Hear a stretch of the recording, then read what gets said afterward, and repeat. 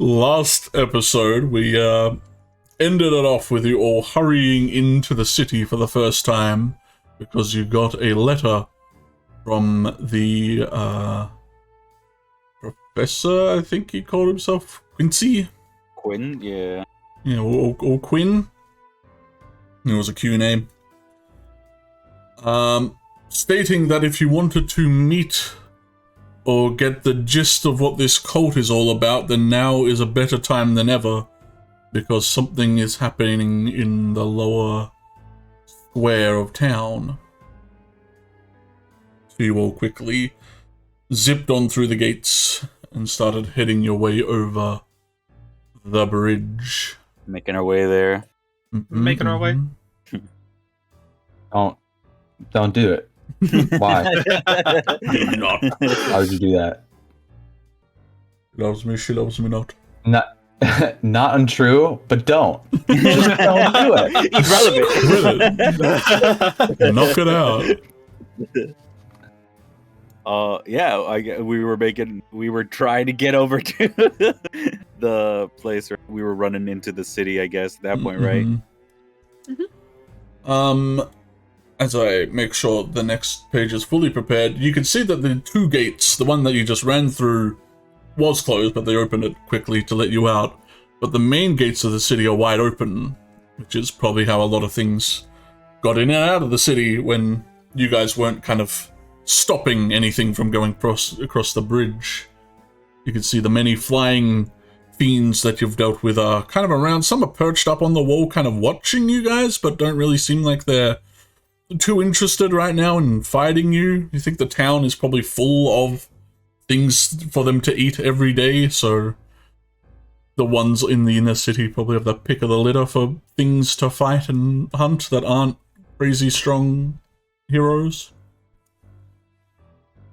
Where is that dude's sheet so I can make sure he's on this map? What? Where are you? Yeah, where are you? I need to neaten up my NPC. This is the musical episode, everybody. Oh no.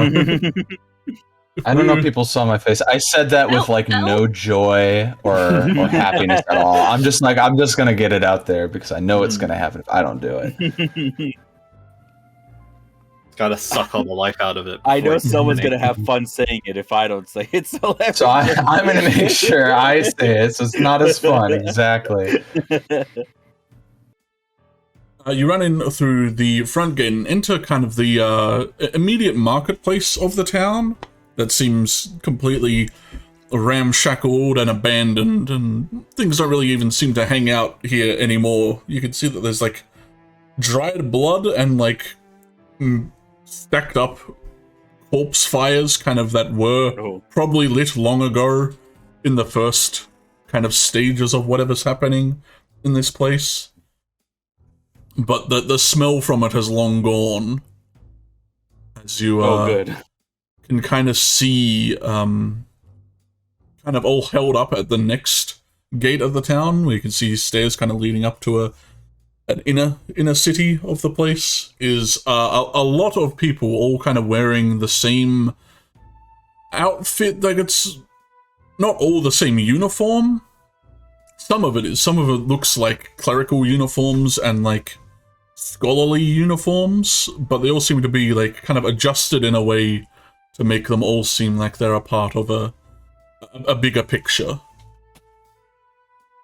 And as you get closer to this rather large mass of people, my cat is clawing at something really loudly. That was like popcorn, holy crap. You can kind of hear them all kind of humming as they're you hear kind of like the thumping as they're all kind of like maybe tapping their feet or kind of just like stamping in unison, some kind of weird cult stuff as they do. Music. Right? Like, make it stop. They're starting a stomp performance. Oh no! Where's the trash cans, the brooms? I'll drag you all here so you can adjust and see just exactly what you're walking into. Oh, that's a lot into. of people.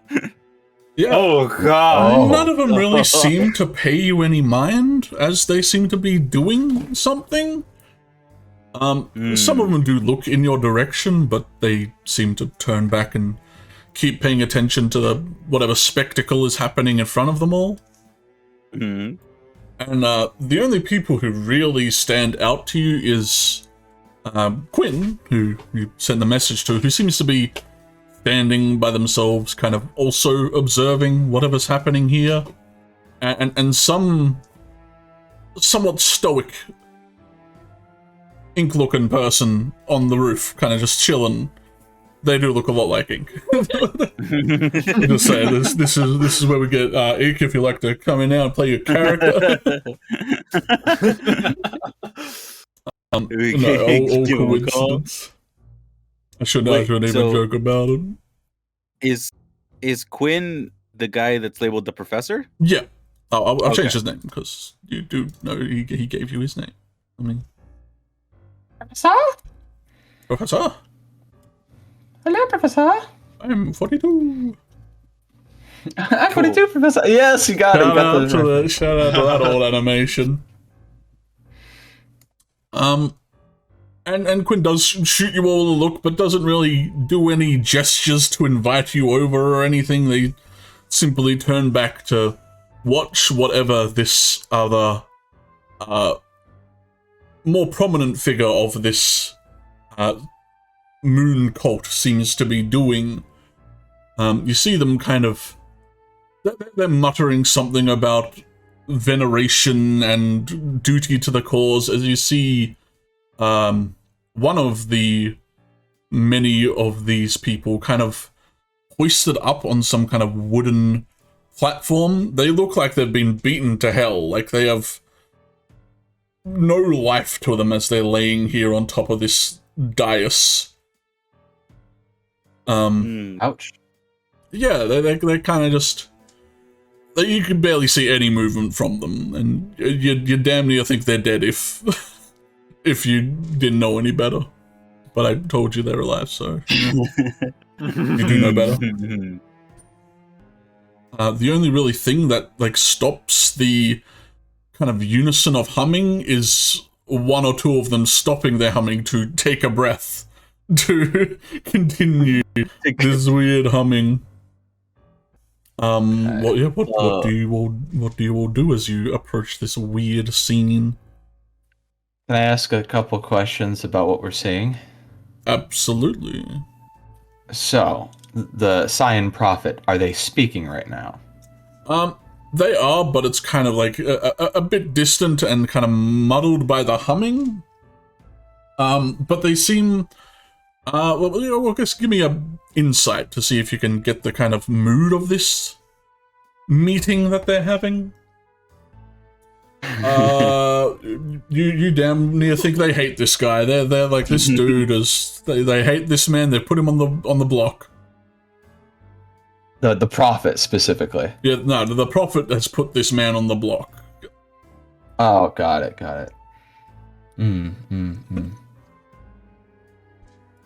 Cool. I'm gonna look over to the rest of you and I'm gonna say,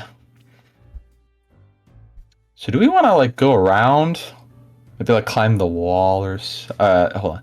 Do we want to maybe go around and climb the wall or something? Well, I mean, I think this is where we were supposed to go. We might want to talk to Quinn. He invited us over here after all. Oh yeah. Quinn.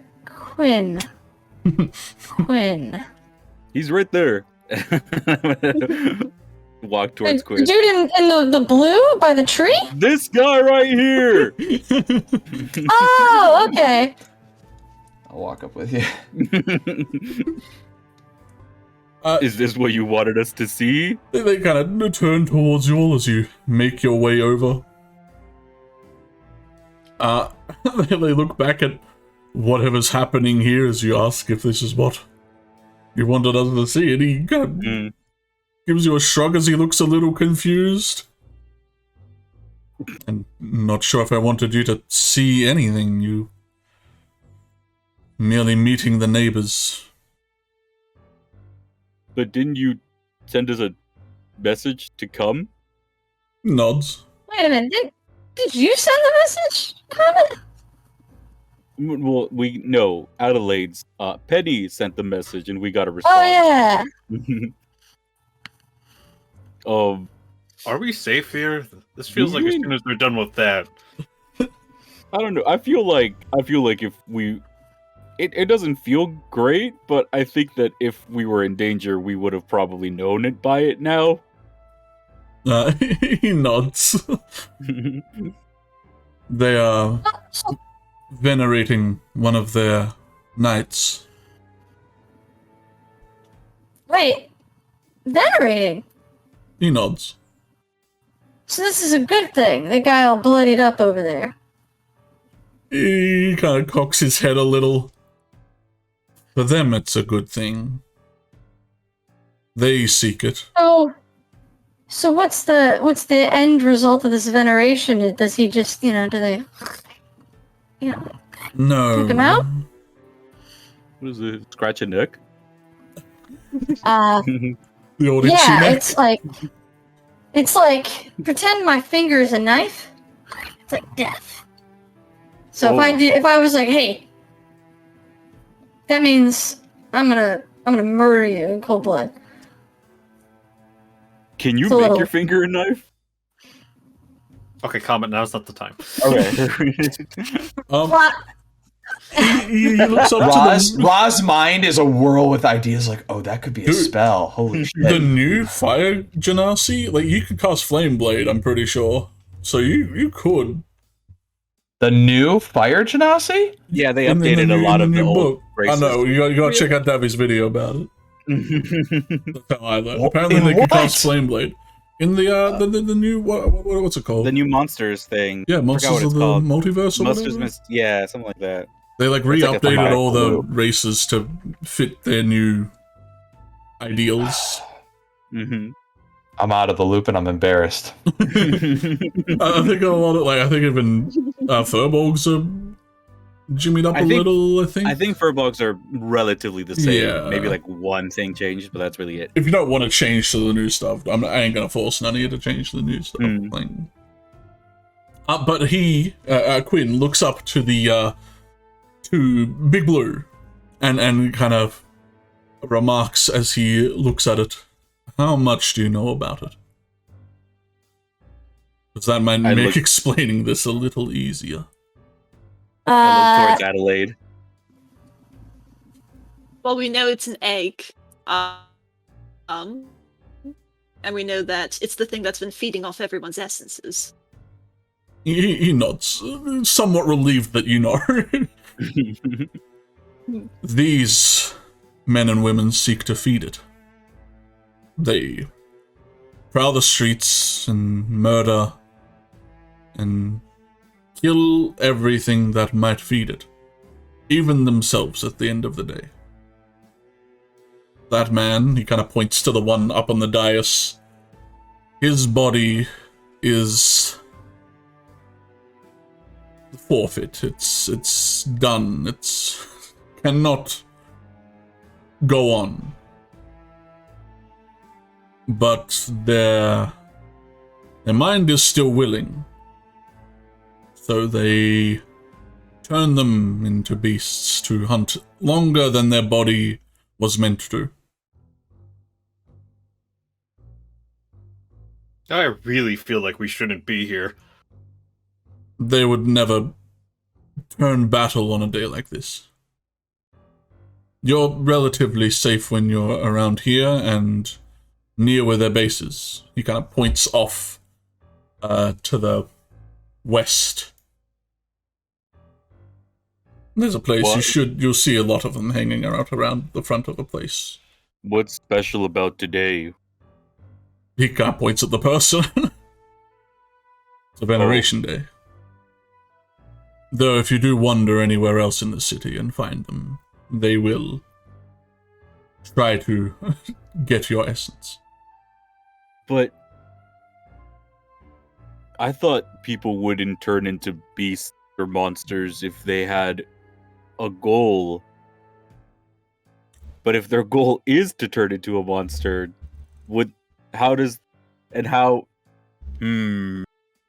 Turning into a meandering zombie because you've lost cause is different to what they do. You know the effects of the shards of that thing, right? We've seen a couple.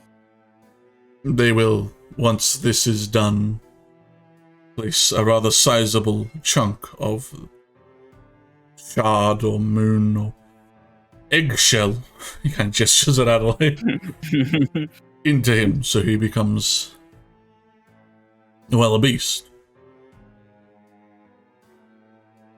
So they're making those monsters that we fought, the big ones, the really dangerous ones.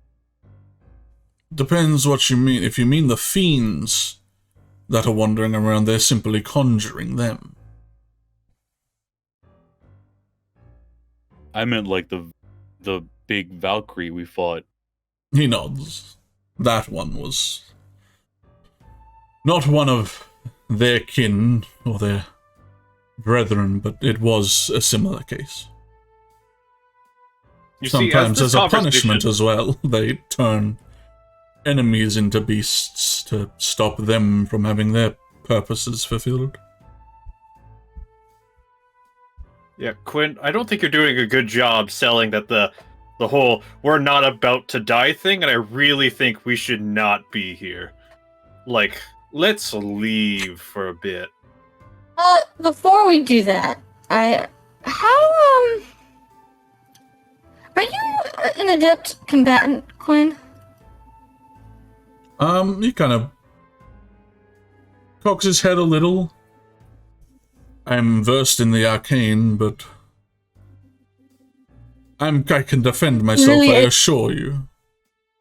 Are you able to assess the sort of relative strengths and prowess of others, just from like how powerful is like an individual cultist? Like, are they getting like a huge boost of like magic or something by worshiping the egg, or are they just like people who kind of gotten a little too far into their cult? Many of what you see here did make up the majority of the academia of Oldeva when it was once in prime. Many of the clerics and magicians you see here are quite versed in their fields. Even those with weapons, they were once aspiring knights. Many of the ones who could not take it are long dead since now. What you're seeing here is the ones who thrived in this situation, rather than crumpled. So these are actually pretty tough folks, then. I would not take them lightly.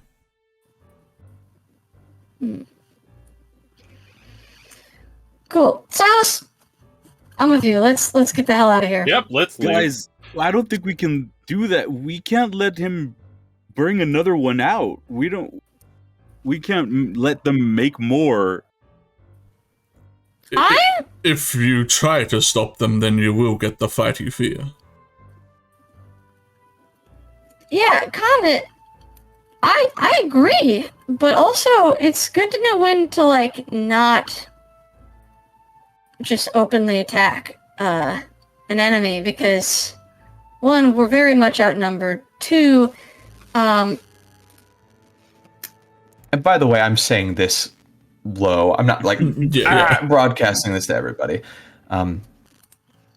two, like, even if we were able to stop them here, this is I think a small number of this group, right? And with the Big Blue being what it is, they're gonna mostly come back and they're gonna let everybody know what happened. Anyone who escapes gonna let their leadership know what happened. We're gonna have a really hard time navigating in the city. So as much as I'm with you, I love a good fight, I think it would be a smarter decision right now to avoid it. And yeah, you're right. It's gonna be rough, if we have to fight whatever the thing is they're going to make, but we've done it before. I think it's going to be annoying, but I would rather fight one thing that they make than fight all of these people all at once. We are severely outnumbered. At half this number, I'd say let's do it. But with this, I think we would need some sort of plan. Yeah, maybe we should go back to the bridge and wait a few hours and then come back. Quinn, is there somewhere we could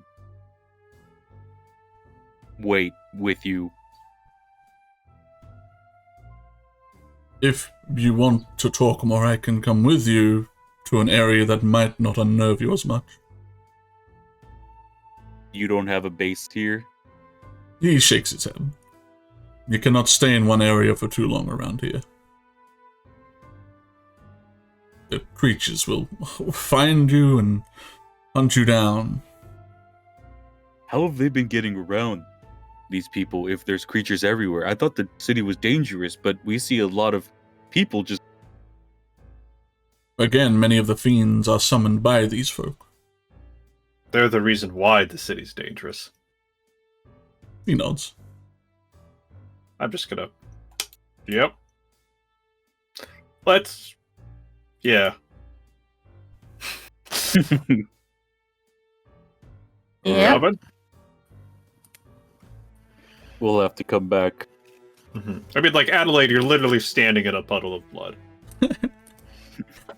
Very dried blood, but blood nonetheless. Yeah, I think it might be better to just go over the wall somewhere else and try our luck elsewhere. Quinn, are you going to hang around, or did you want to accompany us? He kind of looks back at the whole festivities. I have no desire to stay here, and if you have questions, I suppose I can help. That'd be great. Let's go. By the way, do we see this dude up on the roof?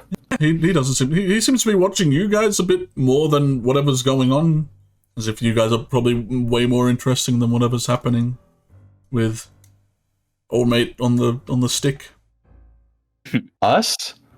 Yeah, you know. Our group is more interesting? You mean like a fire lady, a giant, a cat man, a robot? What are we, the protagonists? Glowing book. The heck? What do I look like, protagonist? What the hell, Lois? What the... Out here with our colored outlines. No, Peter, don't make me an anime protagonist.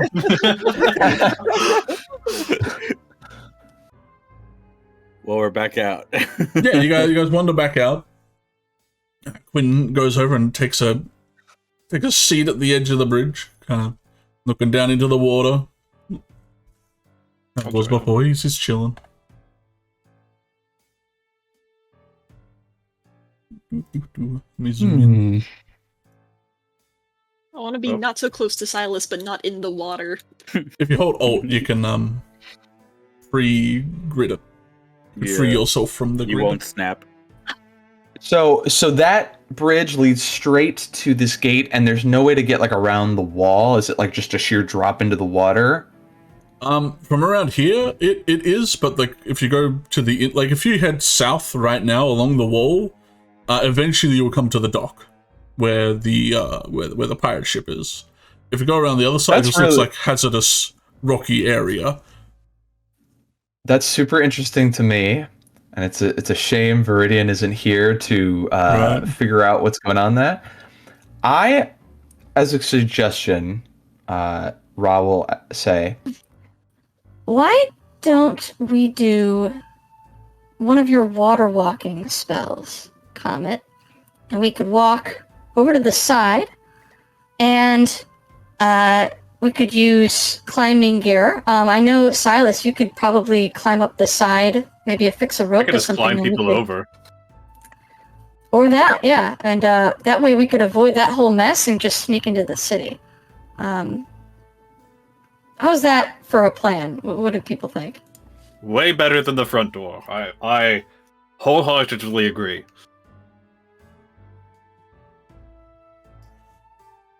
Quinn will We can remark definitely- that unless you can fight horizontally or vertically, rather, I would not suggest it. The beasts on the walls will find you easy pickings if you're... I Footing can is do that if I compromised. prepare the right spell, but I don't have it prepared in the moment. Flying is also not recommended as he looks up to the circling fiends. Anybody burrow? Or is I have maybe a shovel. is there a better? Hold on. Thinking a little harder here. It's a city. Isn't there like a sewage system that leads out to the ocean?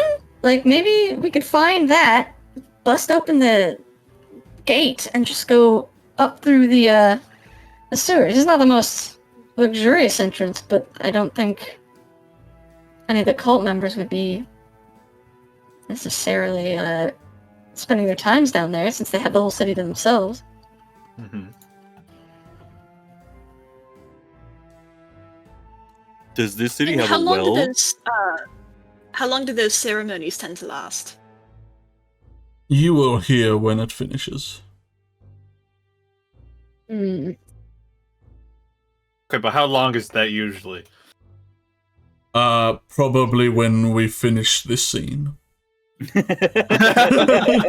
Oh, About so then let's- is when I think that will happen. Pulling out the script. Maybe we should then make haste while they're distracted and see if we could find something. That. And I'm actually going to send Sizzle out, kind of maybe like about 10 feet, 15 feet above the waves along the side of the city to kind of scout out for like a sewage drain or something. Or any sort of roll me a thing that might, investigation, I suppose, to investigate a place. As they're going, though, Quinn does kind of look back. What are all your plans? What's your goal here? All right, investigation. Right now, it's to scramble the egg. I like that. I like scramble the egg. He nods. That would mean you'd have to get closer to the castle. Yeah. If you are the sewers is interested too in late. getting further in, the door you saw that they're at is locked. There's a man who has the key, and he is down near the flower garden in town. You should be able to make it there. I warn, though, he is much like the others devoted to the plan of hatching the egg. But if you want a way to get closer, that would be it, if you do not want to risk being strung out of the sky or crushed on a wall as you're trying to climb. I don't want that. How do we find this this person in the flower beds? He stands up and kind of tries to align himself with the cardinal directions. Once you head into town, if you head the westward direction on that map, you head left where you met those fellows. You'll be at their hideout entrance, but you should be safe there if you head kind of back towards the wall once you're there. South, if you would. There's a passageway east that leads to the park and gardens of the town. So west, southwest, east. West, south, west.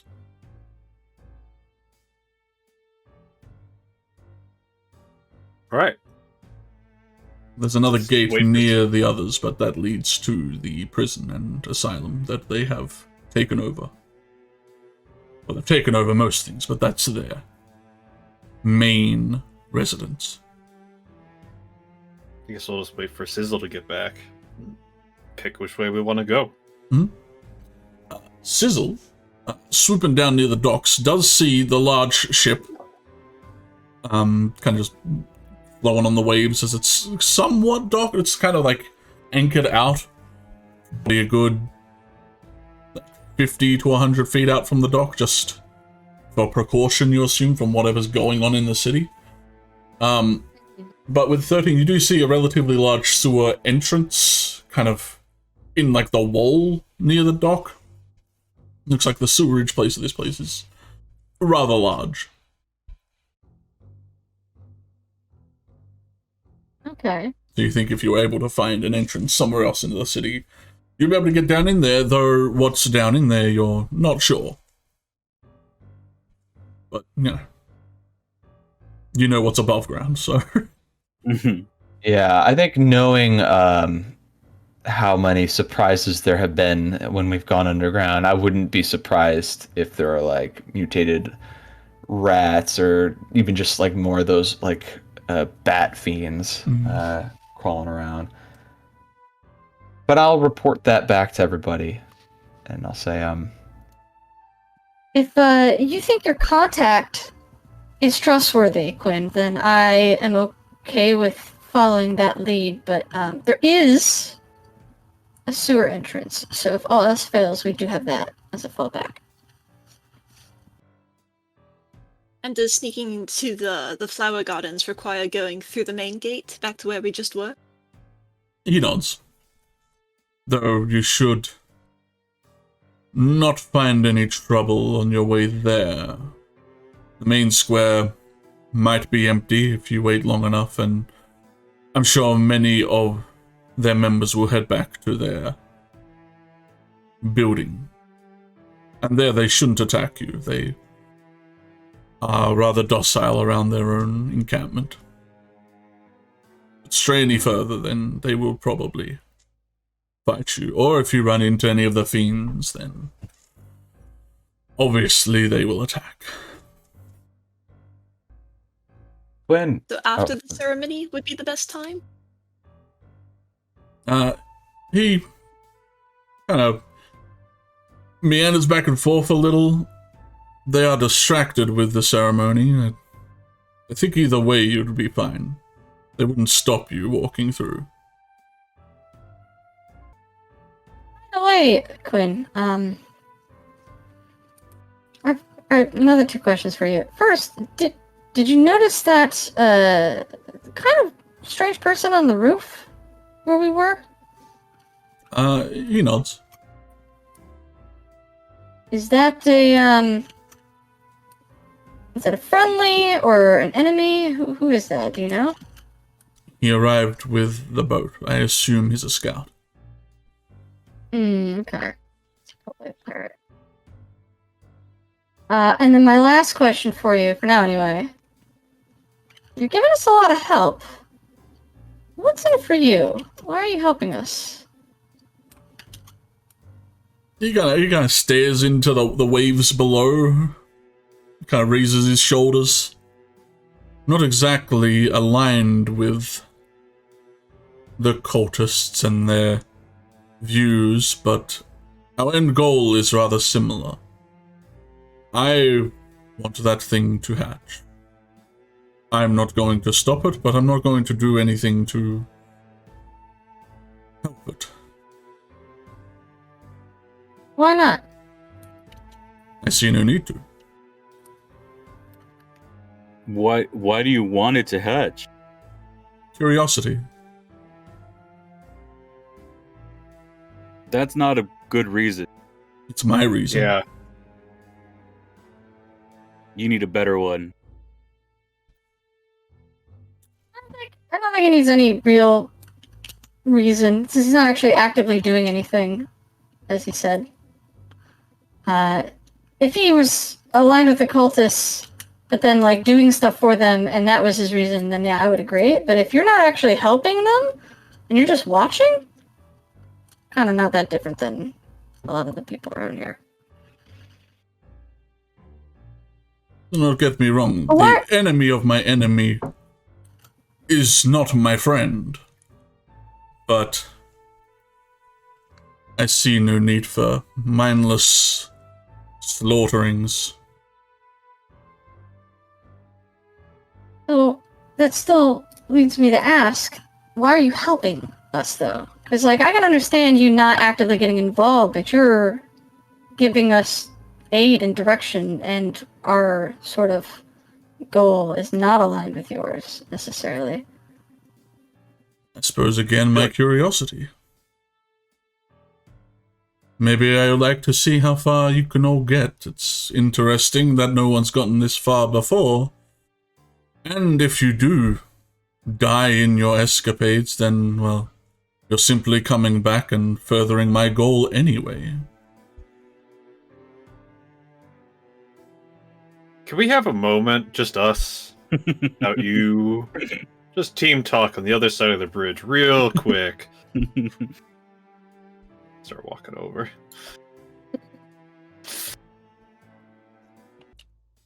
You a huddle. Unfortunately. Yeah, a little huddle. Peek out every once in a while. Right. You like. Alright, so we can't fucking trust the guy anymore, right? He literally just said, I'm just like an inactive cultist. I mean, we can't trust him any more than anybody else, but he's not. He might be lying. If he's lying, then we know that he actually is trying to help. But if he's just... He seems like a neutral party. It seems like he's just curious and wants to see what happens. If that's the truth, and that's kind of the read I'm getting on him, then he is just helping, and going to wait and see. But I do think it would be wise to take what he says with a grain of salt. All I'm saying is, the last time we heeded the word of a person, an entire village died. So, I'm with Silas this one. I don't like how this feels. Something about this isn't connecting. yeah. If what he says is true and we can get to the castle, that's great. But I feel like if he doesn't have a driving idea behind him, something might happen.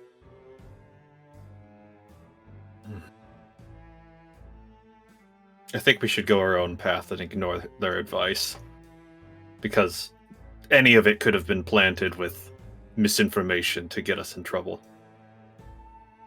Like, they are literally telling us to go to the source of the cultist's danger against one of their, like, top people, and they're saying we'll be fine. That feels really fishy. Like, these people are known for, like, they're cultists and murderers. I don't think Right. he's lying about us not being in immediate danger based on what we saw when we went in there. I think I trust enough for him to be saying fact. I'm just worried about what he'll do. Ultimately, I don't think he expects us to succeed. For our grand goal of, destroying the thing in the sky. But at this point, I believe he's humoring us. And I don't think he's lying either. We would also be able to gain more insights into this cult by kind of humoring him. We'd also be able to gain more insights into this cult by humoring him and meeting with these people. They are probably going to feed us a bunch of bullcrap. about their ideology, and they'll probably try to convert us, and we might have to fight our way out. That's definitely a very high likelihood. But then again, he's underestimating us. So if they also underestimate us, they might not care enough to try to convert us. Maybe they'll just assume we'll get killed by the fiends or something. Either way, I do think that it would be interesting to meet with these cultist people and figure out why or how they got to the point that they got to, and what it is they expect to happen.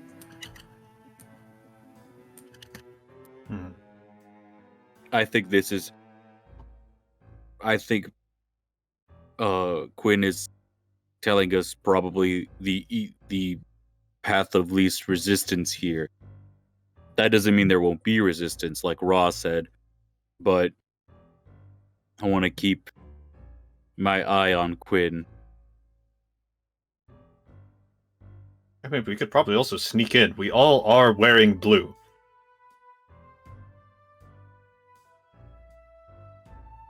So, I think it's more than a color at this point. I mean, I don't have the hat. I think they all had hats. I mean, we could get Oh, the no. blue. That's I've always wanted to sneak into a town.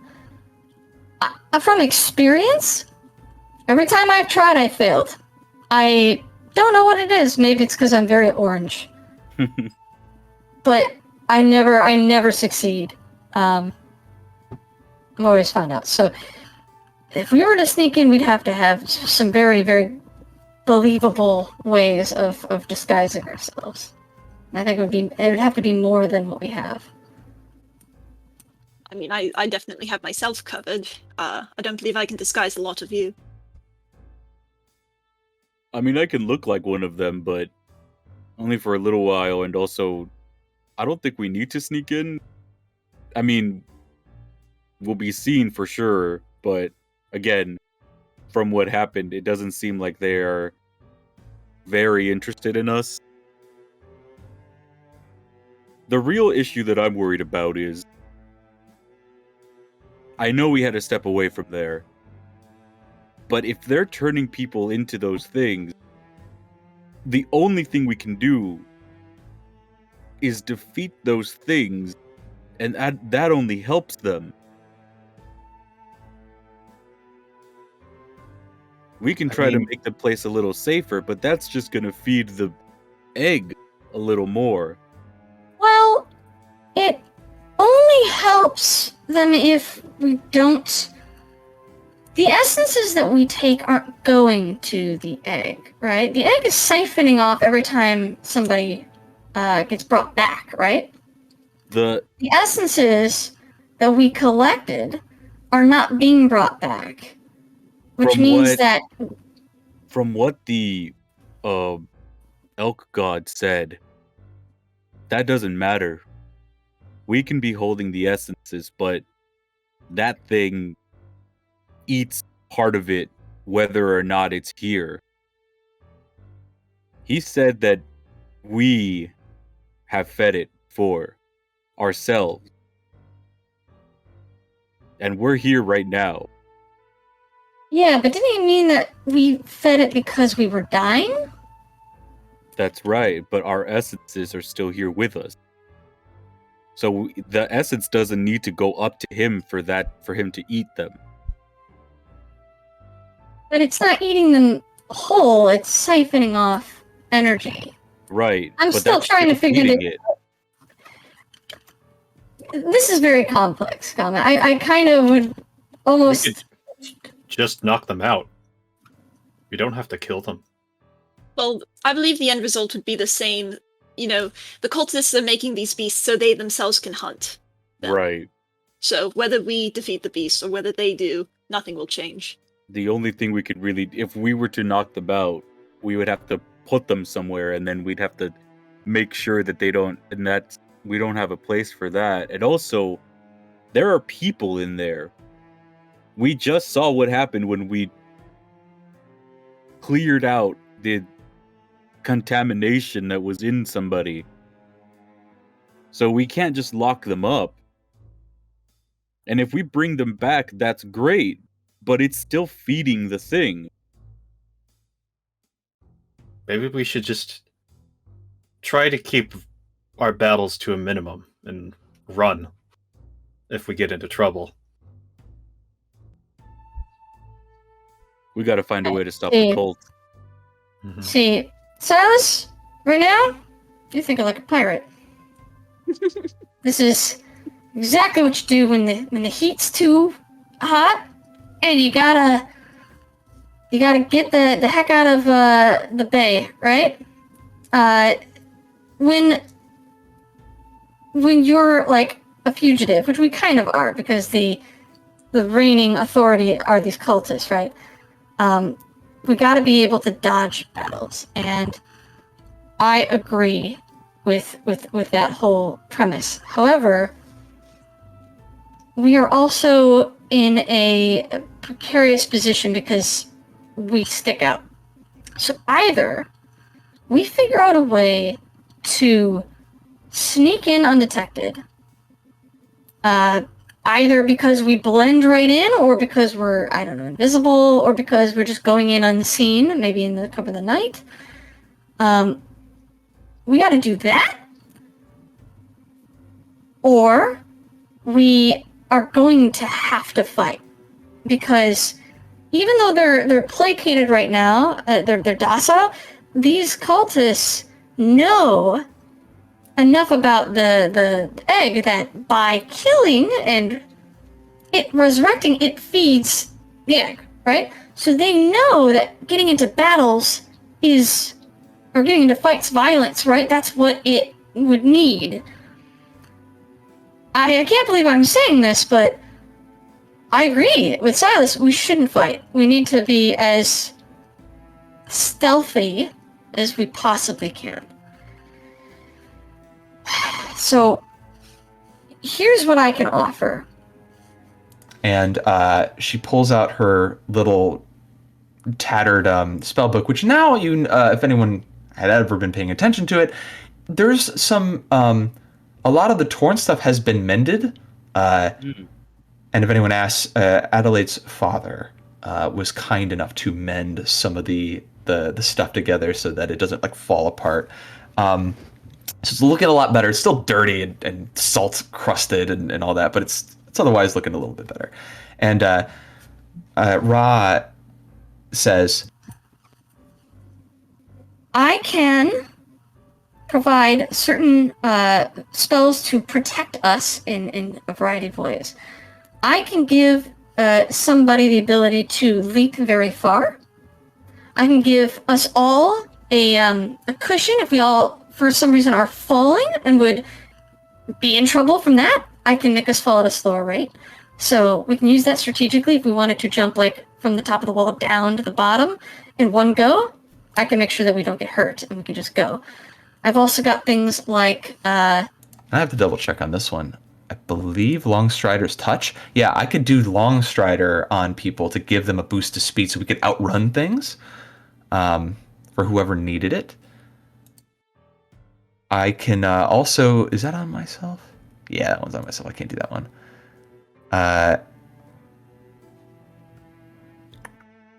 Can I cast that on somebody? I can. I can cast a spell that would allow somebody to walk vertically up a wall. I've done it once before.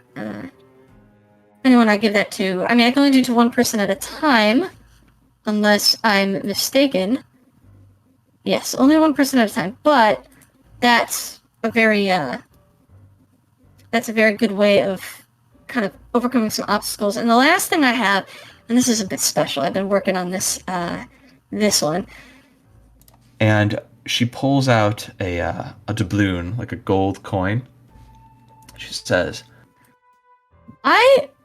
if we know we're going to get into a battle, I can do a little bit of magic to distract an enemy to give us an advantage.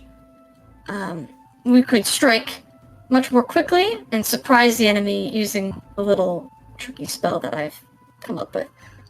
But that's a last scenario. Last minute, last case. You know what I mean. Mhm. What can other people offer in terms of like avoiding detection and getting into the city? I mean, I can hold my breath. This might sound bad, but I could probably take off my armor.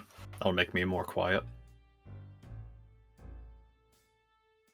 I can Might actually disguise be the way myself to go. to look like, I mean, just about anyone. And it's not even illusion magic. I can transfigure my own face and my clothes as well. That'll be helpful. And I mean, if we can, at any point where if we get attacked, if we can knock out the people, we could like steal their robes and blend in easier. I can not talk in front of him, pretend I'm just a book. That help? Believe it or not, Cool. that does help. Hell yeah. So I'm real good at it. I might need Wait, to. That gives me an idea, actually. Let's all pretend to be books. Yeah. Adelaide, can you carry 5 books? Dude, what if like the jock knocks them all out of her hands though? Oh no, we have 1 HP. You'll scatter into a giant furbolg of flaming light. Scatter. I'm gonna sit down with my back against the pedestal or some sort of column. Mhm. And I'm gonna take out my book, slowly open up the pages, and then I'm gonna say like I'm gonna go, Jem, we need your help. Oh, I'm gonna grab each of the pressed twinkle blooms and place them down gently on the bridge. And I'm gonna ritual cast augury. Mhm.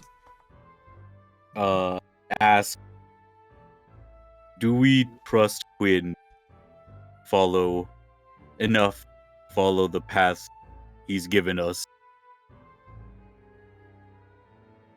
And that means that you as the DM can answer wheel for good results or woe for bad results. And also wheel and woe for both good and bad, or nothing if it's not especially good or Within the next 30 minutes. I'll give you I assume you're not planning on following them for the next 30 minutes if you trust them, if it'll be fine. You get back. I'm asking basically like, should we just head in straight, no stealth needed kind of thing, where it's like just go to where Quinn is telling us and just put our faith in him.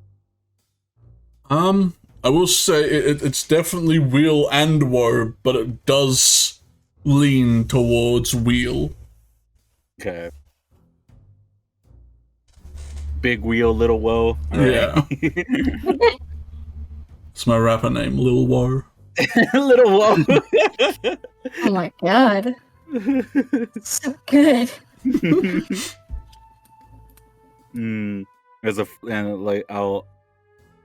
I'll see like the pattern that I laid the flowers out in, kind of collect them, put them back in the book.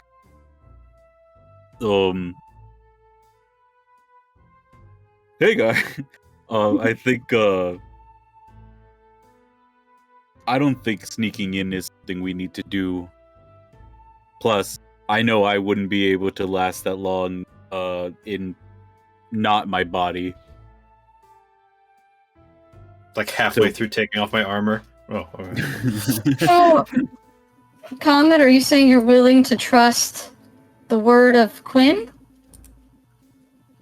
I trust the word. It's the actions I'm worried about. But that's enough to go on for now.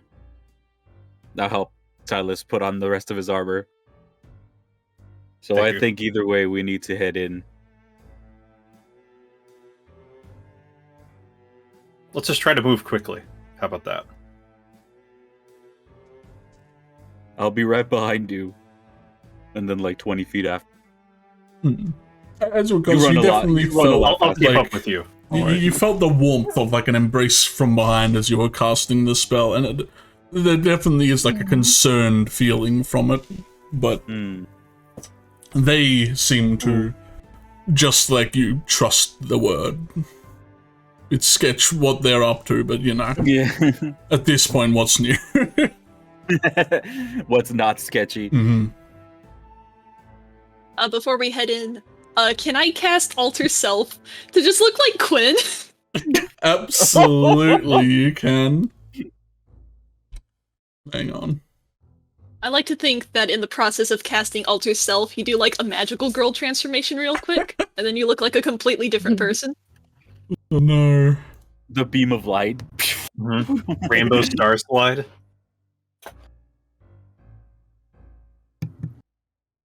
I didn't know Adelaide had a wand. Like a big old magical girl wand comes out. It's just a really thin Lex. Compress. Compressed Lex. It's still a book. It's just really thin. Don't compress Lex, leave him alone. There's 2 Quinn tokens. Well, yeah, you gotta, it's fine, don't worry about it. Quinolade. Quinolade. Quinolade sounds like a bad lemonade. Oh, dang. Go wake up Quinn at this point. He's like napping on. Yeah, he's kicking his feet. Not gonna lie, maybe we should just go in and not say anything. You should be able to control Quinolade. Just don't want, don't want the birds to be alerted. Just in case. We'll try to blend in. Try to act natural.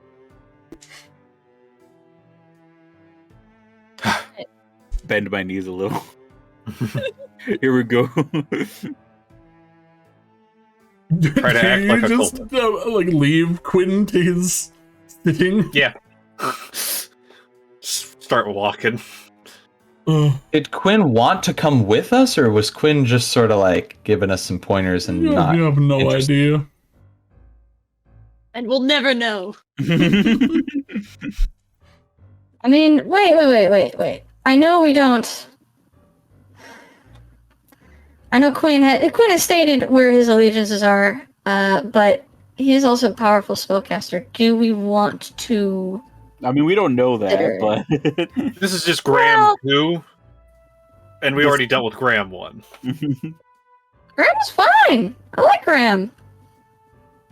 I'm saying to distrust powerful spellcasters. I've definitely shifted. I mean, I never disliked Graham, but I'm on the Quinn hate train right now. Yeah. New Graham. Okay, Really? if Comet doesn't like someone, that's a sign. Comet loves everyone. So let's... I'm thinking. I mean, we can say Quinn knows where we're going, so we can talk to Quinn if somebody wants to. Yeah, whatever. Also, Adelaide, you already look like Quinn. It would be weird if it two of you. So let's just do it. Look, we Just got like a quick right the here. blade. Like, Oh yeah, he's staring at you could guys, also- just confused. Well, we're like, I I imagine- imagine sneaking in. I imagine Adelaide would have said, like, we have Quinn right here. What are we doing? Yeah, let's... He cocks his head in a very visible confusion. We're ready.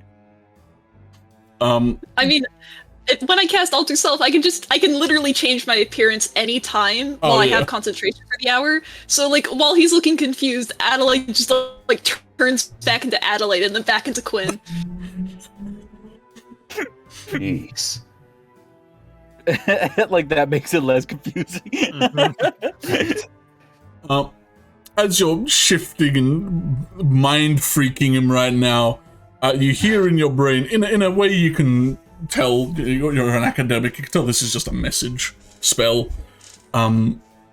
He mutters to you in your brain, if you are to challenge Godfrey, I would be careful. He was the king's marshal. He's a strong man.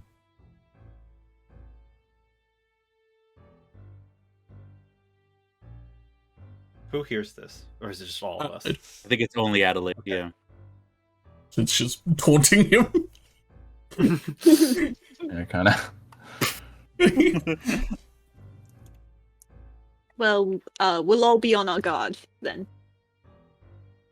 You all see him nod. That's a green light. Let's go. Me and Comet just mad dogging him as we're leaving. But the two dads don't like you. You've done something wrong.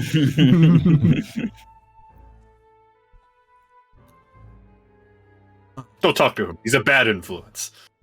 As you are meandering your way back into the city, you do hear, kind of from where all the culties were, as almost as if it was foretold, you hear someone kind of crying out in a bit of pain. It sounds very human at first, but it quickly turns into some real, like, bloodborne screaming of a creature in the distance. Like some new Cleric. entity has a like cleric beast at the top of the tower. Something, you can probably assume they have turned into some weird thing, and you hear like a loud crashing coming from that kind of area that subsides kind of quickly.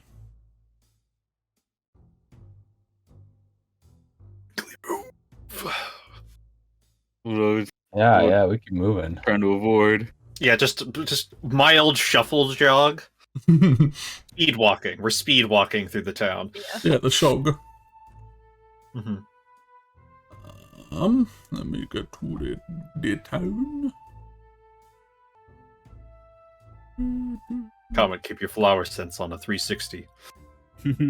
I have locate plat. There we go! We can have the exact way we need to go. Let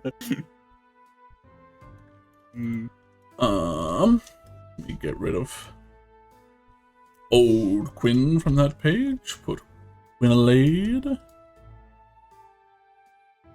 as drag you over to back to the lower central. Quinalade, taste the cultist. You make it back. You can see that something seems to have happened. Like some of the members are helping up. Some of the other members are like some of them are getting like a little bit of heal. You can see some radiant magic going off.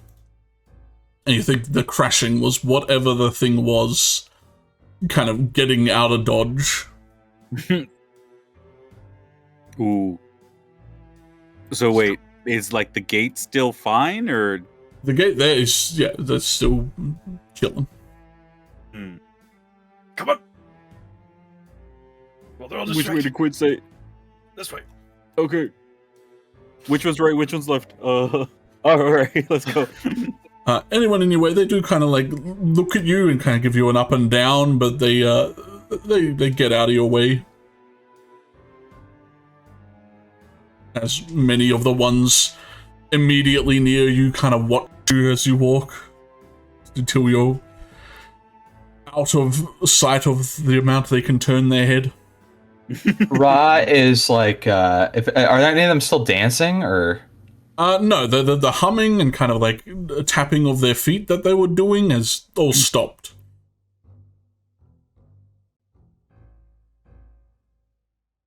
Like trying to make a show to show off all the blue scars on my one like exposed arm. Oh, it's like showing off like tattoos and so they're nodding. They're like one of them rips off their sleeve and shows you a wicked scar. Sun's out, guns out. You know what that means. This is when you think maybe these cultists aren't that bad.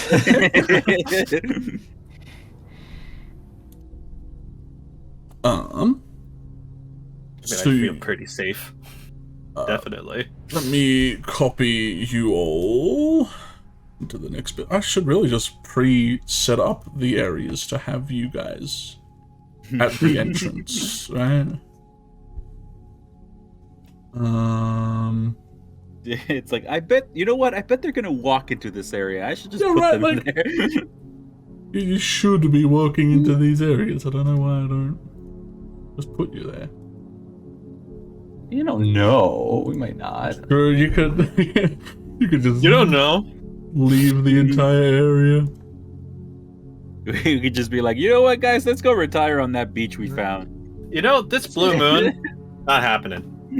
That's gonna explode, and what are we gonna do? One of us has the lumberjack essence. Let's just build a log cabin and live on the beach.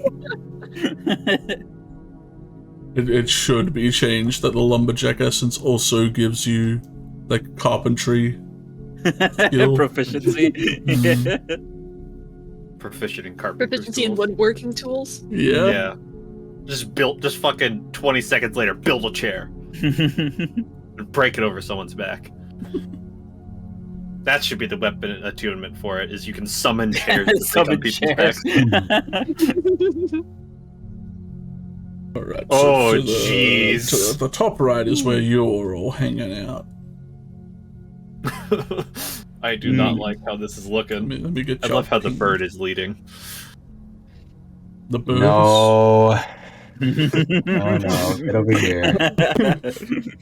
I am going to put Sizzle in the pet dimension. So we'll just keep the token over here for now, I guess. Because I don't want Sizzle to get sizzled. You know what I mean? Yeah. They've Also, I have not done too much. I have a boring mechanics question, Cheeki. Mm-hmm. Since you've all informed me of the update to Genasi, I saw that essentially the biggest, really only thing that I get is I get Flame Blade at 5th level, which I am. So I added it. Mm-hmm. It says I can use spell slots. Mm-hmm. Do I still get like kind of like Fey Ancestry or like one of those feet? Do I get like a free cast and then I can opt to do spell slots, or is it only spell slots? I think it's cooler to have a freebie, so we'll go, you have one freebie, but then any additionals takes costs. Okay, and that applies for the Burning Hands as well? Yeah. 1 and 1? Any Okay, innate thank you. magic you have, be it anything, even if you take like Magic Initiate, that one singular one you get, you got one free use and you can use it with normal spell slots. I appreciate that, thank you.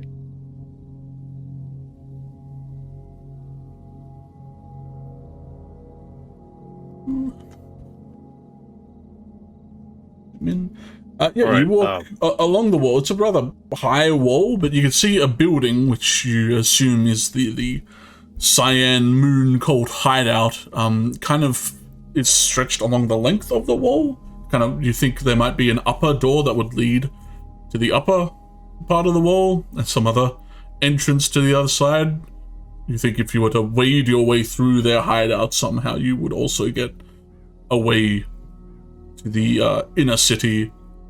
And you see the gate, which you assume, well, some of you know, and some of you assume leads to the prison/asylum of the town. Those of you who have prior knowledge of this place know that they're on a different island, as most good prisons tend to be.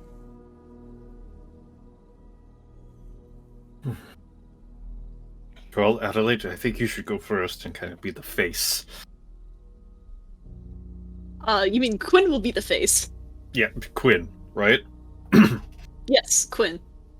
That's who I am. Not Adelaide, Quinn. Curiosity, yes, Quinn. curiosity.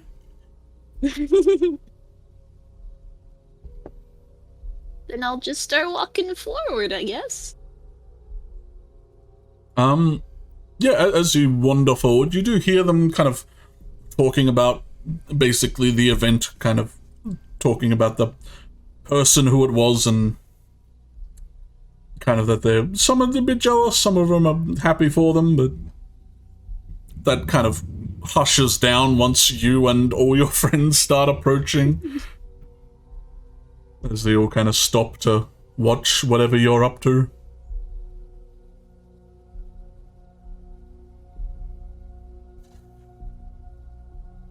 I should never be the face of a party. I can never think good things to say.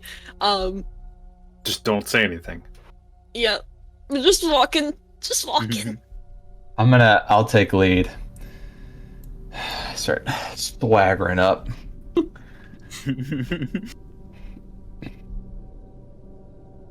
Well, I mean, we just got somewhere to go. Jeez. As I kind of like come up into this like sort of alley, I'll like maybe pick like this guy in particular, and I'll just kind of do one of these as I keep moving.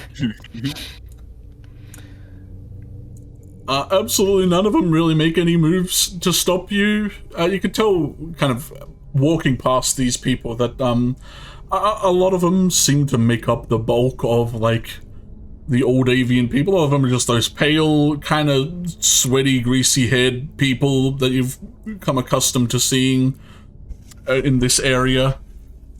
Mm-hmm. Even the ladies among them, they have like the shiniest slick hair. But none of them really, like, not even to mention or address Quinn. Like, you don't think they really have that kind of relationship with each other where they really bother asking what is up. Everyone kind of just knows they're going about business. Mm-hmm. Cool. But, we're so good at this, everybody. Mm-hmm. They didn't suspect a thing. We're doing good. We're doing good. You wander around into the streets, and Oh, this map is significantly bigger. it's a bit large. You can see immediately to your character's left, you see the brightness of a large fire kind of crackling in the distance, as you see some people you might recognize. Uh-oh. It's All kind of huddled around a large bonfire of corpses, of course. They seem to be toasting things. And the person from the other area seems to have split from that scene as well, because you probably thought they don't want to stick around to see what's happening around there either. Ulysses. He's back. There he is. He never left. Let's not to get too close and just kind of raw. Raw. Pew. I'm taking a look. I kind of like, I'm guessing, because I know from our past dealings with the Opal Eye scholars that they're all about containing like plague type stuff, right? Mhm. So they're incinerating the bodies, I'm guessing, because they don't want people walking around as zombies, is my assumption. You would assume that is a no insight needed assumption easily. What about this like clear roguish dude up here? What's his deal? He seems to be just observing as well. Kind of, he might be kind of following you guys, but not making any really like attempts to hide that fact.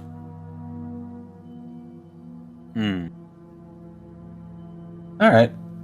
He probably just wants to see what happens. Yeah. But it is very strange to see the Opal Eye scholars outside of their base. Mm-hmm. The whole Yeah. is when they're let out, they just can't be let back in. They do see you all wandering, and they kind of stand up from their slav squat that they were doing watching this fire and kind of just raise a hand. They like wave, but with no motion. They just kind of address you guys as you wander past. Just like greetings, as opposed to, come here, I want to tell you something. Yeah, there's no real like invitation to chat, but there's like a, if y'all got anything to say, we're here. Like, what's up? We're We're just on out. a walk. talk. Why would we have anything to say? Well, yeah. I'll just point at the fire, and then I'll point to my hair, and I'll give him a thumbs up, and just keep walking. One of them, like, you can see like their shoulders moving as if they're letting out a laugh, and the other one just stares at them. The other one just turns and goes, Mark. Yeah, like, dude, like we're out here to do something. Like, They're supposed to rebalance humors, not partake of humor. Yeah, right. It's like Mark. This is why we got exiled. All right. Why we got exiled. your shenanigans. As you're wandering into this open square, though, I would like each of you to roll a perception check. Ooh, baby, I love now doing it that. feels like we're playing D&D. Ooh. Wait, you want us to roll? Uh-huh. Hey, how's a perception how's check. a 7? How's a Is 4? 7 good? You What know about a... Oh, okay, 22. 22. So really only Adelaide and Comet are like doing their job here, and we're just like, ooh, look at this. Let me grab Flotsam. And you know, not that anything's happening, but like if you want to add the help Right. from his thing, you know, his music that I assume he had played at some point. Oh, right. yeah, 10. the 10 health, and I think you can all have it because. Yeah, no, we won't need it. It's Yeah, like you know, I can hear just like the sweat on Cheeky's forehead right now. the growling you hear, Adelaide and Comet, definitely isn't the sign of something. I'm just hungry. Yeah, you guys are just hungry. Does this sound like any kind of animal I've heard before? Definitely not animals you've heard before, but creatures you've kind of heard similar guttural sounds of, and the rest of you, as you're blissfully unaware, are kind of startled by the sound of like roof tiles being just crunched. Ooh. As you see, peering up over the kind of peak of the house in front of you, a rather large creature kind of stands atop it, silhouetting it. Its eyes, bright blue, aglow like many moonbit things you've seen before. Jeez. Let me scroll down. Jeez. Something's angry. Something is pissed. Well, I know what music to play for this. Yeah. Did you just gulp? Boop. Gulp. No, you can't prove it. Absolutely no proof. It lets out a rather visceral roar at you guys. Group. Can I? Yeah, and So this thing has like come up up to the thing and has seen us. Mm-hmm. Can I cast a spell before any combat starts? Ooh. An action spell. Can I? Roll me a luck check. Gladly. And if...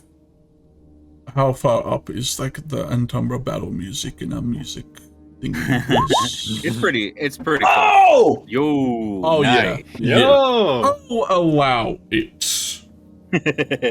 Cool. I've been kind of like fiddling with that coin from earlier, and I see this, and just instinctively I cast the spell. It's called Ra's Glowing Doubloon, and it's basically Jim's magical coin or whatever, reskinned here, and I have to consume 2 other gold coins for this to work. But when I cast a spell, I hurl the coin that is the spell's material component to any spot within range. The coin lights up as if under the effect of a light spell. Each creature of my choice that I can see within 30 feet of the coin must succeed on a wisdom saving throw or be distracted for a minute, essentially. While distracted, they have disadvantage on perception checks, which they already know we're here, so that doesn't matter. But disadvantage on initiative rolls is the other thing. So that's my game. I go, and I chuck it at him. So, wisdom save DC. What happened to my DCs? I stole them. Where did DC go? Where did my DC go? Okay, so that would be, let's see, 3. 14. 14. Alright. If everyone else who didn't make the perception wants to also roll a luck to see if you can get like a reactionary thing off, allow that. And those of you who did kind of hear it, I'll allow you to take an action for freebie. So, you know, y'all heard it.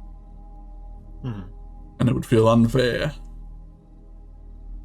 I'm gonna cast Mage Armor because I forgot to do it before, and now's a good You don't time. want to cast Barkskin? That's right, that's the spell I have. Barkskin. Wisdom.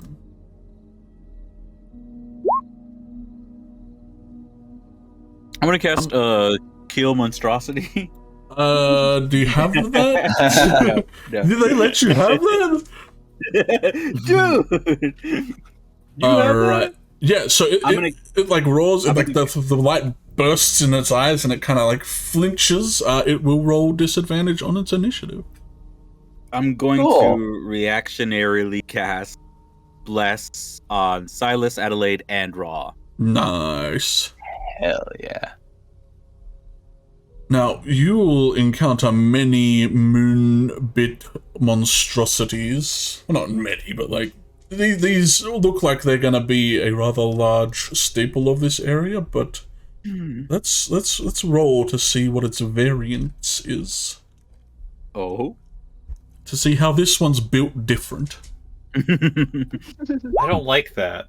5? What does 5 mean? 5 means once you flash this thing in its eyes, it lets out a much louder roar as its kind of eye glows burst like much brighter, as this is a raging moonbit monstrosity. Oh no.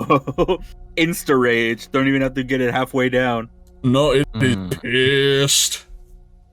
And I think I'm gonna give Adelaide advantage on her initiative. Speaking of, I want to ask real quick. Does Bless affect skill checks, or is it only attacks and saves? I believe it's only attacks and save. Let me. Yeah, I don't think it's skills, because that's what attack guidance or save, is usually for. Alright, it has a disadvantage, so an 8. Oh. Hey. Ooh, 22 with the flots. I have advantage. Yeah. So I can roll again. Just everyone get above an 8, please. I have one less. Hey, my dexterity is 18. Yeah, you are Pretty high. definitely Higher going reflect. first. It rolled, I think, the same, so I think you're above it. Unless I gave this thing, like, bullshit dexterity. 19 dexterity. Yeah.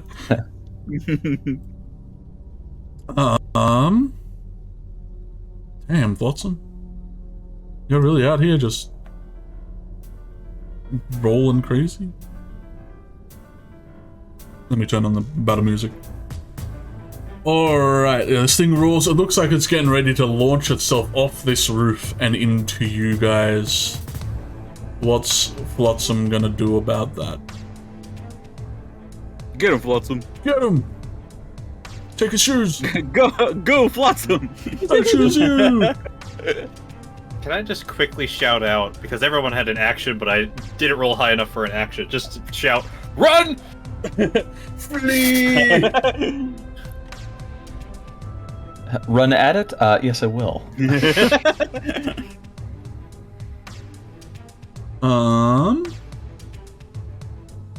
Flotsam. You have a lot of things. Let's just open this up with a classic fairy fire. He's on his own. He wants to light it up. He wants to help you out. 60 feet, apparently. 60 feet. Thanks. Cool, awesome. 60 It's feet. really funny. Must make a dexterity saving throw. I don't know why that got me so Yeah, that good. got me too. It's just 60 feet, dude. They kick their way out of the ground, all 60 of the feet. Oh no. Oh, yeah. I But- cried from that one. So this thing lights up purple as it fails. Oh, like its background. Yes. It's enveloped by Cland. and looks at itself even more angry now. It doesn't get it. Something's going on. Like someone just I'm threw, angry and I'm pretty. someone threw something in its eyes and it hurt, and then someone made him purple, dude. Ugh, what a day. And that was a level 1 spell. As an action, bonus action, no one really needs more temp health, so he's just gonna kind of back it up a little. And you know what? You know what? These guys are around. They're not doofuses. Let's see if these guys do anything. Oh god, we can't run back. The scholars seem to be wondering what the hell's going on. What does it look like is happening? Yeah, There's a big beastie. old mate. blood-curdling scream. Better go look. Yeah, they're curious. Old mate on the roof seems to be looking. You do see him unsling a bow, but they look hesitant to join in right now. They're probably waiting to see how you guys deal with. They don't know if they're invited to the party, you know. Right. Comment. Now, I think this has been a thing before, but oh well, it's fairy fire. It's not instant Yeah. blood. So, I think I will. Sorry. Yeah. Okay, I don't think I want to go full ham yet, so I'm gonna go ahead and cast a guiding bolt from my book onto it. So with advantage. So you're like going partial hand. Yeah. Does a 19 hit? Cannot benefit from being invisible. Absolutely. Sweet. Phew. So you launch a radiant star at this thing. It brings up a hand to block it, but it kind of sizzles up its arm. I think I gotta move over here though first. But yeah, there you go. Yeah, I mean you got crazy range on it, but feel free. It So kind of 16 radiant swats its hand damage. away, and people now have advantage on it. So Double advantage. And then bonus action.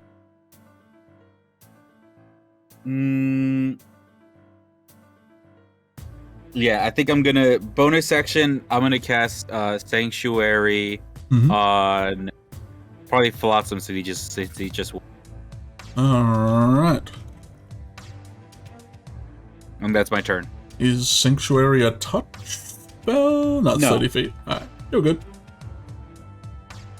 Alright, That's let my me turn. put a little Sanctuary thing on him. A little. There you go. Silas! Just like pulling out the sword, but just going, are we running? What's the plan is to run!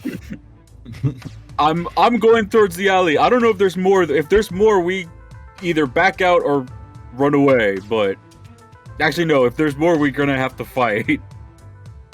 And Silas is just gonna move to there.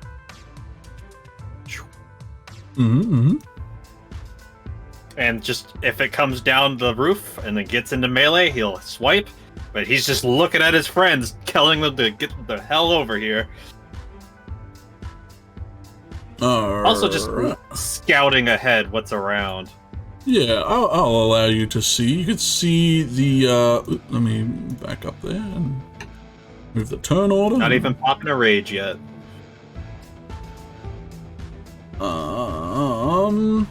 I'll show you the entire alleyways, because why not?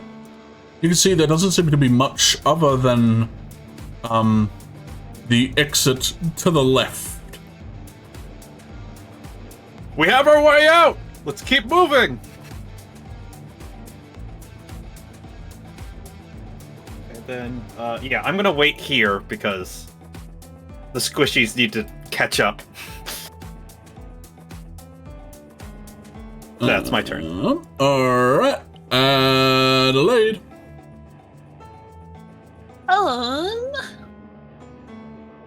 Gonna try to follow Comet and Silas.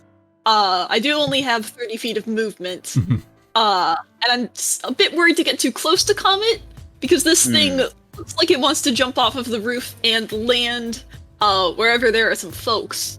So maybe grouping up isn't ideal in this one moment.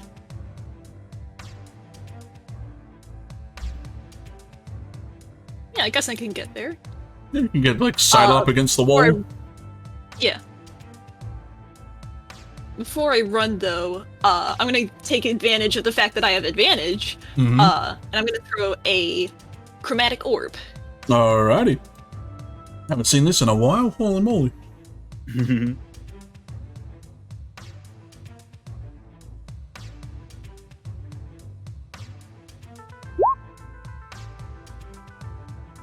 Woo! I mean, I guess I can roll yeah, again see if you to crit. see if...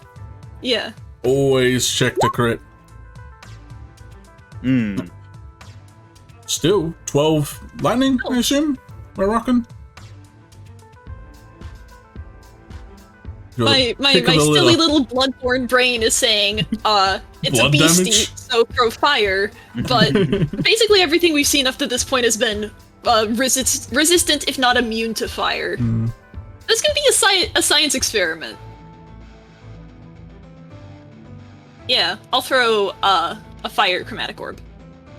Yeah, it brings up a hand to try and swap that out of the air as well, but it kind of just sizzles up in hand. It seems to react a bit more than it did to even the radiant blast.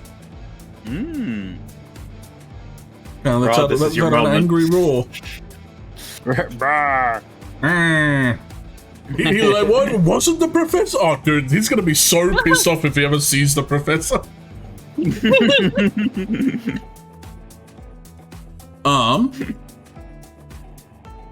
Yeah, the monstrosity kind of watches you. Wait. I thought I'd go for the auto thing. Rah. They always put me It looks last. like it's ready to pounce, but it just keeps stopping and waiting. Well, hold on. Why did you say it's up to me? Because it has advantage on the next attack, or? Oh, just because it seems fire hurts more. Ooh. Well, fire seemed to make it react more than the radiant did. We don't know if it hurts more, it just might make it angrier. Yeah. I gonna activate my blade song because that's you gotta in these situations. And then I'm going to kind of square up with this guy, and I really would like to show off a little bit, but I know we're trying to like be, somewhat stealthy. So I'm going to throw I'm going to produce flame and chuck a ball of fire at it. Kind of a bit of a boring thing, but hey, sometimes the classics are what you need to focus on. So I mean, you're level 5, so at least it's that one better, right? Yeah.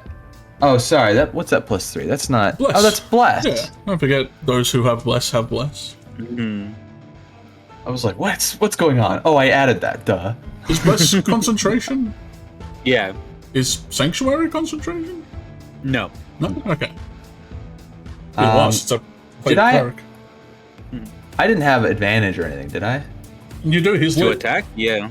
He's verified. Oh. Yep. I rolled. Plus So that will hit, but you know, Yeah. if you want to see if you crit. Yeah, it didn't. I'm just double checking something here. I Oh. rolled 4 plus. I think something got lost in translation because I should have. Yeah, this should be higher. I'm just gonna. Yeah, it should be like I'm gonna the 2d8. manual this. Yeah, I think I screwed up the input or something. I'm gonna roll 1d20 manually plus 7 plus 1d4. Well, Okay. I'm definitely gonna hit. Ha! Yeah. Nice. Yeah. It's kind of like paying attention to like Comet and Quinolade, but then you get like another arc kind of just hits it across the shoulder. It turns around to Ron. Like, "Grrr, Yeah, what do?" Swords out. I'm on fire, and I guess I'll just move a little bit. I know Silas went around this end, but I also know Silas is really quick, and our 2 spellcasters are right here, and I don't want to draw it towards them, so I'm going to move the opposite direction, like right about here. But I'm going to try to be in sight, so if our casters do want to do stuff, they can kind of see where I'm at. So that's my plan. I go over here, and then I right there, yeah, and then my turn. All right. Which one does it pick? Now, on its turn, it selects out of the potential 4 targets, and it seems to, in its rage and the RNG I rolled, go for the better targets. So, Adelaide, you hear and like see like slates of roof kind of like pound the ground, like around you as it like tumbles its way down off the roof and lands in between you and Comet. Letting out a roar right in your face, Comet, as it's going to attempt to give you a bit of the business.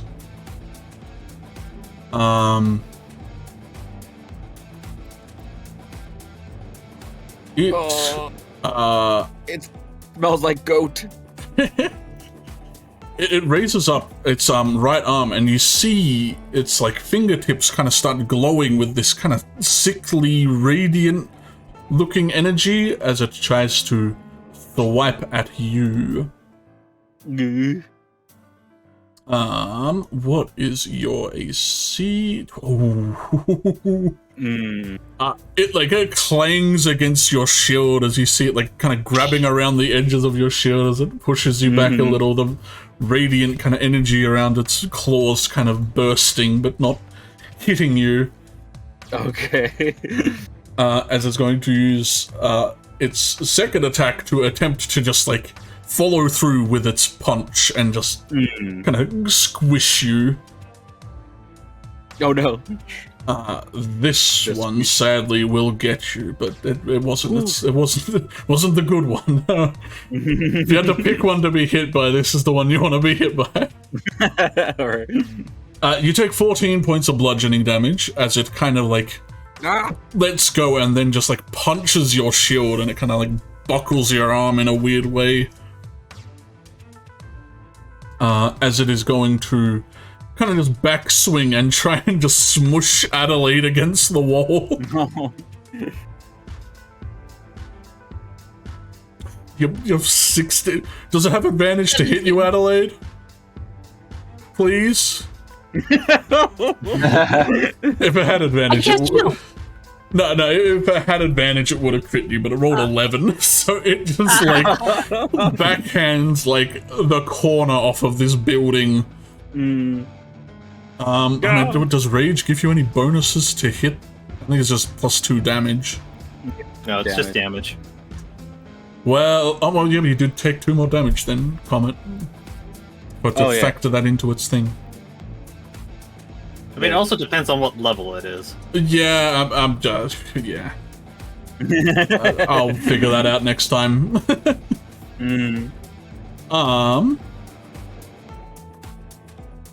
it is now the Opal Eyes other dude's turn, and you see them kind of like looking at each other, wondering if they should join in, but they're just like, oh, that's a big thing, man. It's like cuts over to them, the battle music stops, and it's just like, should we help them?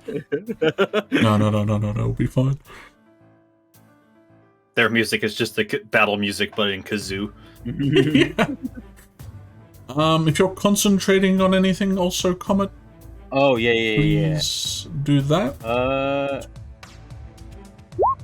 Oh, that shouldn't be with advantage. So 18. All right, yeah, you're fine. Watson will run kind of over here. He assumes you're gonna move from this position, so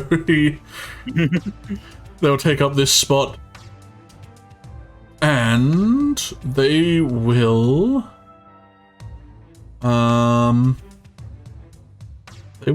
throw down. I think they'll be hesitant to use like shatter and anything that makes a lot of sound. Mantle? Yeah, only one person's really taken damage, but they do get a lot, and they do get it back on a short rest, and it's bonus, yeah. He's gonna give a mantle to you, Ra, a mantle to Adelaide, a mantle to Comet. Can you only choose 3, or is it 4? I think it's 4. Yeah, it's 4, but he has to be able to see them. That is But he can give it to himself, I think. Yeah. Equal to your charisma modifier, yeah, so 8 temporary health if you don't already have the 10 from, yeah, so Comet, definitely. And, he has already used his movement speed, I think, so I don't think he can use his reaction to... Well, reaction is different than movement. Yeah, I think, so, I don't know if he'd really move, I think, yeah, he can just move a bit The way further. we've ruled it in the past is just double movement again. Yeah, so Adelaide, Comet, you can all do your reaction movement if you want to spend your reaction. I thought that Watson couldn't see me. The corner of the building was blitzed, so he can see you. Yeah, that's fair. That's fair. It's not there anymore. He could have cast it before he moved, so he can get you. We need to go. Keep moving! Just like slowly backpedaling. And for his actual action, we'll just have him send 2 Eldritch Blasts with advantage. Pew! 12 and 25. The 12 won't hit, but let me tell you, the 25 dang will.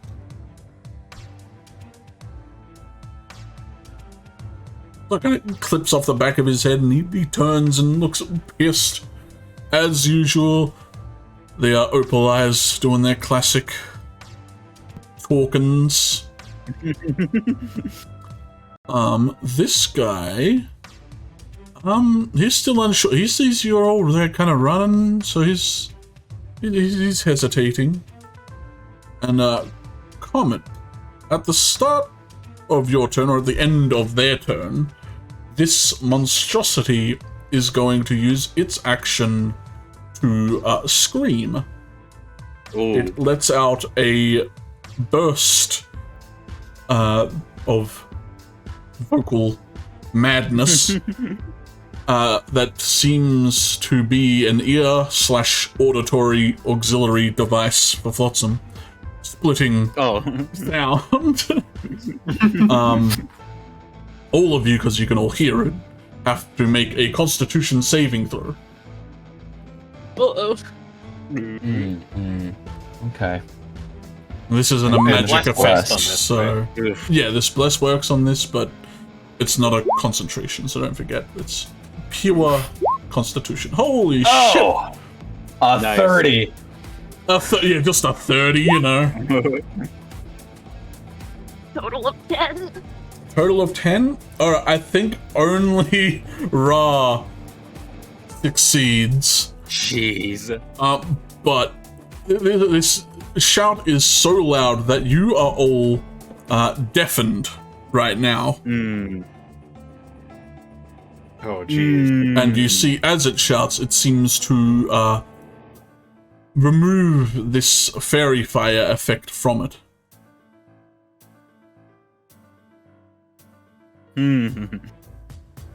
Just holding my ears and just motioning and shouting, but without actually saying anything. But come on, it's your turn. All right, I kind of see what's happening here. So I kind of I grab. I think I'm gonna grab Silas's hand behind me, and I'm gonna kind of like gesture to like come over here as I am going to. What do I have here that can be what I want? Should be noted that any spell that requires them to be able to hear you right now will be very ineffective. Oh, you mean yeah. No. That's all good. Yeah, I'm gonna go ahead and do Moonbeam on this guy. Ooh. Moonbeam. So everyone is unblessed. No. Ooh. That is a 17, but they have to do a con save. Mm-hmm. Beat a 15. They do not beat it, so they're taking a sizzling amount of damage. Though they don't seem to like be blasted by it, like many other things that you've subjected to the radiance. They're definitely like it's making their shoulders kind of sizzle and spark, but they don't really react to vehemently of it. What's 17's an odd number? There we go. It's right. technically a different shape, but I don't think it's shape shifting. Like it's Right. about it. If it can't willingly, like if it can't itself change the shape, I don't think it matters. Sweet. All right. Well, my Moonbeam's on there. Mm-hmm. And what can I do as my bonus action here? How big is your Moonbeam again? Let's put the. It is 10 feet. Yeah. In bonus action, I'll cast Healing Word on myself. I don't think you can hear yourself. Oh, do I have to hear?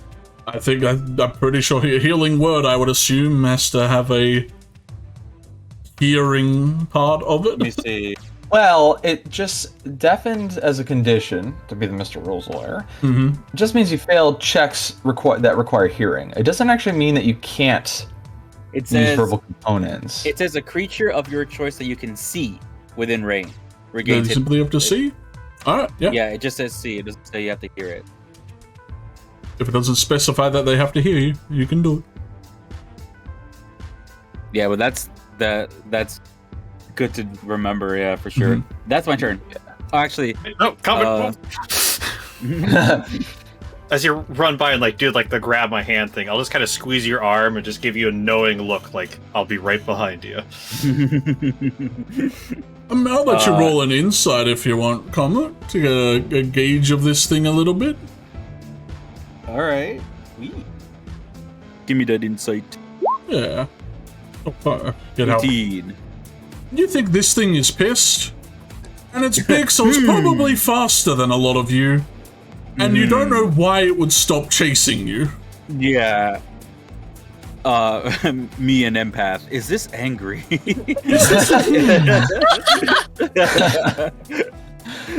thing looks a little angry. It's good at anger management, maybe. I am gonna move over here though, so I can stand side by side with. That's my turn. Alright, Silas.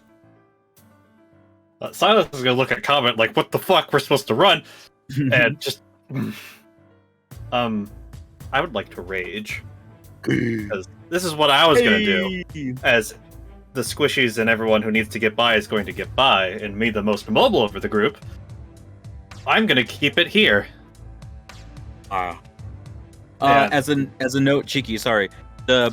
Moonbeam is 10 completely, so it's not a 10 radius. It's like a 5 radius. Yeah. So this is why you're doing, man. This is why you're the best at it. Yeah, I assume if you're under it, then it's probably shadowing you from the radiant anyway. So, yeah, run up to it. Yeah. It's looking at you. Running up to it, and then I am just going to make 2 normal attacks against it. I just try to keep its attention on me now. Shout incoherently because I can't hear myself. Wah, wah, wah, wah, wah, wah, wah. So let's see. It is no longer varied, so it is a normal. I just don't want it to have advantage against me. 21. 21 hit absolutely hits. I assume For you 18. Divine Fury. So Yeah, it's 4 raging radiant. meets raging, so. So 16 damage, because I'm assuming, just by what you've been saying, Radiant is halved. A little bit. And it's raging, so is your weapon.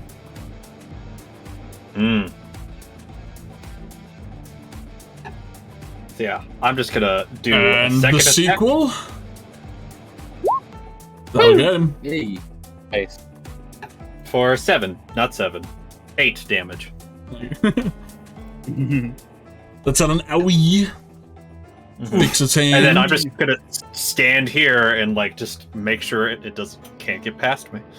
Alrighty. Well, actually, with the rest of the movement, I'll take 2 steps back. So just it has to move towards me. Out of its threat range. Mobile. True. I get free immunity to attack of opportunity if I make an attack. Yeah, it didn't roll its sentinel. Didn't make that one of its variants. Oh god! So I hope you don't find that one. Hell, I could roll all raging for these. Every time you find one, it's just they're all angry. Every time it's a 5. Adelaide. Alright, we're gonna do another science experiment. Alright. Alright, so it gets angry when it's set on fire. But we haven't tested lightning damage. So I'm going to use a spiffy new spell called Fireball. But flavored. Holy shit. You can absolutely angle it so no one else is within the range. Are so... you gonna make a Thunderdome? Thunderdome! Dude, if this doesn't make, like, the lightning sound effect from Pokemon Snap when you shoot lightning... Not Pokemon Snap, Pokemon Stadium, sorry. That's the sound effect we need. That's a lot of damage. That's a lot of damage. I think it's average for Fireball, but it's a lot for what we're seeing. Yeah. 17 dexterity saving throw. It fails. Woo! And it doesn't seem to like lightning. Well, as much as it didn't like fire, it's still... It's hurting. It liked the fire less. It seemed to dislike them equally. Okay, that's fair. Okay, this concludes my experiment. Mark off New that. hypothesis.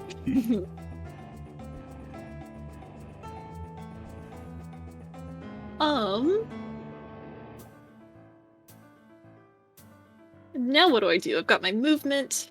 I'm just gonna like put some more space between it and me. Yeah, you got room to spare. Yeah. So I'm gonna go over here. Nice. And that'll be my turn. Be like, see ya. But later. Rah. Okay. So I got something pretty cool planned. I'm going to, as a 3rd level slot, cast Flame Stride. So hell yeah. The turbines have been activated, and because it's the 3rd level, I'm getting another 20-foot movement speed. There's a bonus action too, and I'm kind of on fire. I'm gonna move. Let's see. Right about here. That's 30 feet. I've still got 60 feet of movement, which is great. I think it was right there. And before I decide to just kind of move past this dude, I'm going to activate an essence that I have. The Essence of the Reaper, to make a soul dash as an action. Which means I'm going to move in a straight line, 30 feet. I think through something. So I'm going to move a little closer because I got the movement speed. Oh, yeah. So I'll get right about here. And then I'm going to You're going to dash through him? Hell yeah. So he's going to have to make 2 saves. He's going to have to make a dex save 16 or take 4d8 necrotic damage, or I guess half as much, on a fail, or on a success. And then for the flame stride, which I'm concentrating on, that's an additional dex save DC 14 for 3d6 fire damage. So 2 dex saves to see if he takes like a bunch of freaking damage. Yeah, roll the damage. Just roll the damage? Well, yeah, we'll see if it resists any of them afterwards. Okay. So 48. You pull off a sick Shadow the Hedgehog maneuver. So that's 12 necrotic. It's kind of low. I'm a little disappointed in that. But for the fire, since I upscaled it, we're doing 3d6. Come on. Man, some low damage here.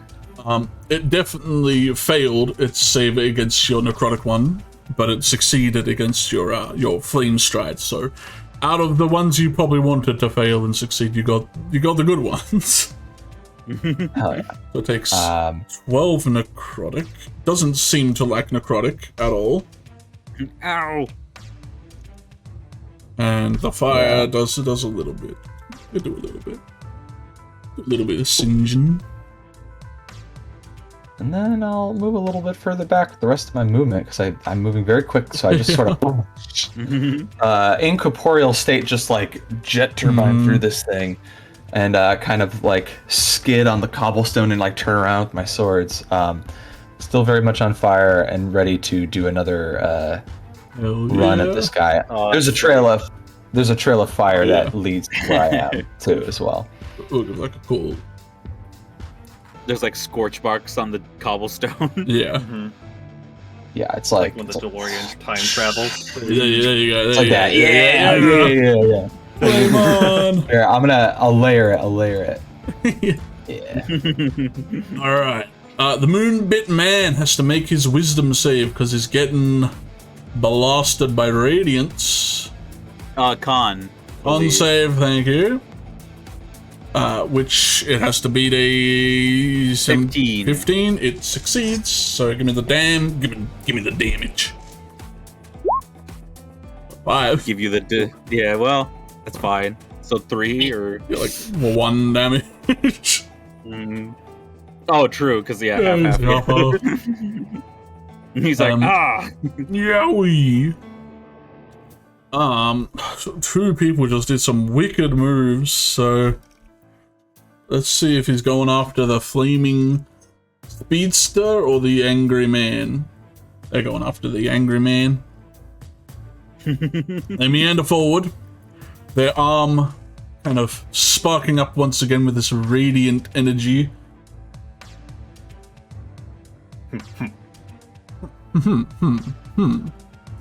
Your AC is yours is 19, right? He just clips you with it. Ooh. Just got you. As he, rather than like hitting you, he kind of open palm swipes you and just clenches around you, and he kind of gives you a squeeze as he lifts you up in the air. Oh, jeez. As the radiance kind of explodes as he does it. Dealing 20 slashing damage as he just digs his hand into you, so Up to, Thank you, Flotsam. up So to 10. 10. Got rid of my whole Flotsam shield. As well as 6 radiant from the little burst. Okay, that's not bad. But he does have you in his hand, which allows them to use their second attack to toss you. Oh no. Specifically at someone. So he's going to use you as a bullet to throw at Ra.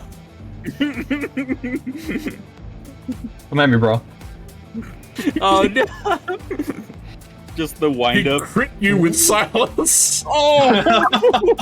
I'm going to. Well, yeah. Well, You said it crit me, so that kind of. yeah. I don't think a shield will really help at this point, buddy. Unless you can give a disadvantage somehow. I did not cast Blur, so unfortunately I cannot Oh dang. do that. She can't get like a deck save or something, but Nope. It was It's an an attack. accuracy, yeah. I see. Okay. Yeah. It was a to hit. Well, yep. Oof. Well, how much Let's- damage let's- does Silence do? How much damage does a fully grown Tabaxi man do? Holy shit. You do not want to be this is gonna hurt a little, buddy. Is Silas wearing the armor? Yeah. Yep. Cool. Cool. Oh no. Like, not only, like, you're probably worried about being hit by the armor, but you're, like, hit by the sword between the two of you as well. Oh. Jesus, he rolled well. Ra, you take...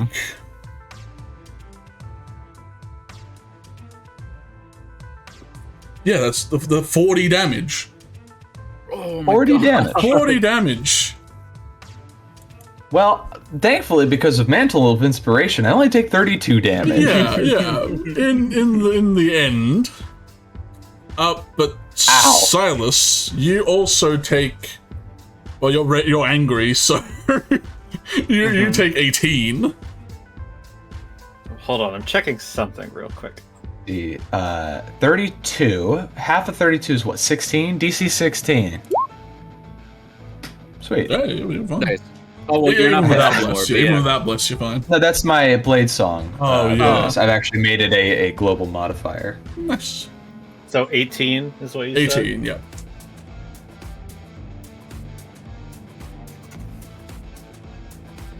Still a healthy chunk of change. Mhm. Woo, and you're over here now. Welcome. Free movement. Yeah, free movement. As you know, he's chuffed with himself. His third attack is going to run at you, Comet. Go. Not done. It's Flotsam's sheet, not his. Yeah, they're just going to try and bop you on the head. Oh damn. Well, they rolled a 25 to hit, so I think that's going to get Oh you. my God. This one monster's gonna TPK us. Nope. That's No, putting that- bad energy out that there. is- Don't do that.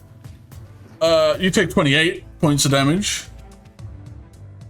He We're rolled fine. terrible We're on his fine, first everybody. attacks. You guys are fine. Oh, yeah. Y'all got your whole repertoire still. And it's at this point, at the end of its turn, where all your hearing seems to come back.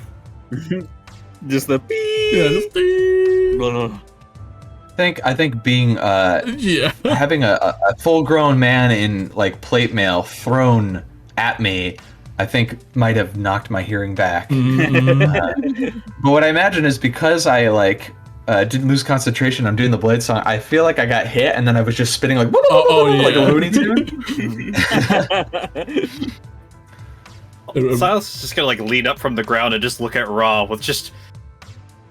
We're doing this. We're doing this now. Yeah, you better get out Muscles of. heads. Yeah. Oh, this is gonna be fun. The scholars, if they did have any inkling to join in after seeing Silas being thrown. They're kind of like, you know what? We're gonna mind our business a little. We're gonna go back to burning whatever's going on here. Flotsam, seeing you all get just yeeted and then seeing it move and swing down at something that he can only assume is Comet, he's going to run 30 feet up here. I think with that corner gone, that does give him kind of line of sight of you. But you know what? Let's give him luck. Let's see if he's lucky enough to be able to see Comet. A 12, I'll allow him. He can see Comet if he wants to do something requiring sight. If he wishes to. He is definitely first going to give a mantle of inspiration to the three of you. Oh, sweet. And himself, I guess. So he can move more. Sweet. I don't want to step away too far, but I would definitely want to get out of here. Yeah, not a good spot Get to out be. of there. Deet, trade me. Straight up. Swapsies. I got 25 movement, so I'm gonna go. Whew. oh bam. There we go. We like on the wave. Mm-hmm. You were prone, so do you have enough to get up and over? I assume Yeah, even if you it have, was you probably have 50, burst of speed 25, still. 20 feet over. Mm-hmm. Especially with Silas's like burst Yeah. of speed. Then At 25 feet of movement, that's exactly where I got. Flotsam. What's the man to do? What's a man to do? Already bonus actions, so you can't heal again. Maybe you can dissonant whispers it. Maybe. Yeah, he's gonna shoot a distance whispers to do the whisper distanceness. The whisper. At third level at it, because why not? He's just gonna blow up this thing's mind. Mind freak. Mind freak! Christopher Angle? Chris Anglis? Christian Angle? Christian Angle? They rolled a 5 to resist, so they're taking 15 points of psychic damage, and immediately using its reaction to run, basically barreling towards you, Adelaide, getting up to this building. They look like they're trying to scuttle up it right now. Climbing up the building?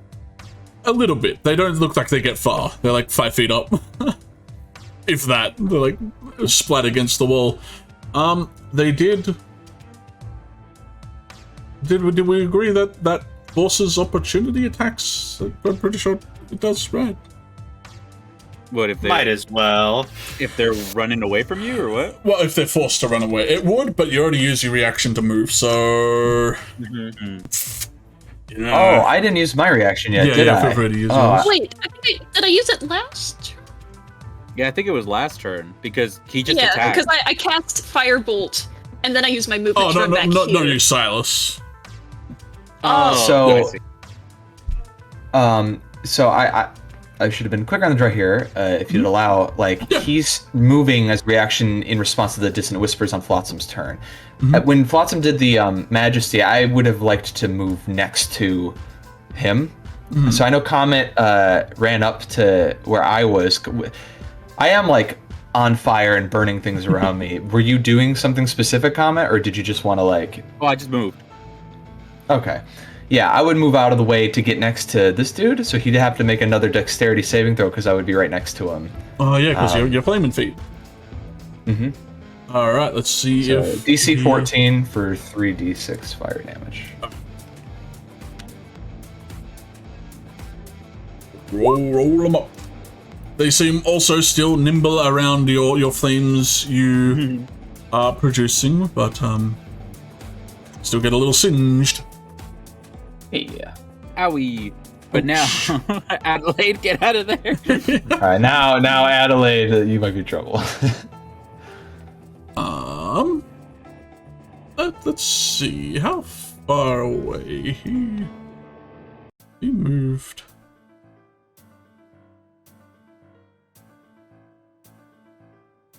$160.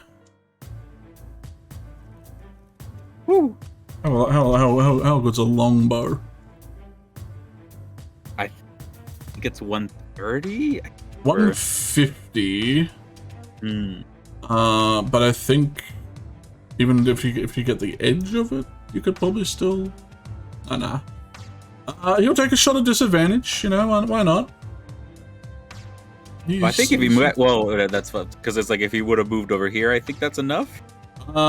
He didn't have enough movement. He was here, Ah, I see. so you get there.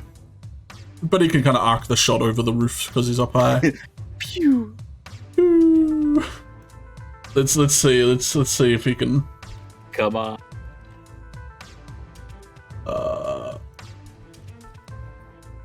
His sheet is taking a substantial amount of time to load.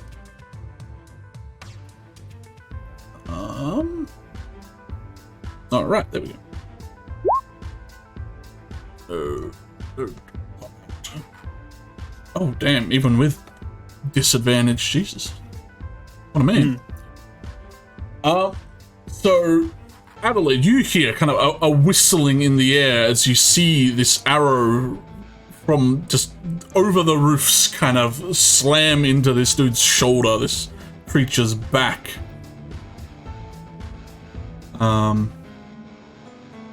Dealing a rather substantial amount of damage. Though halved, because it's normal.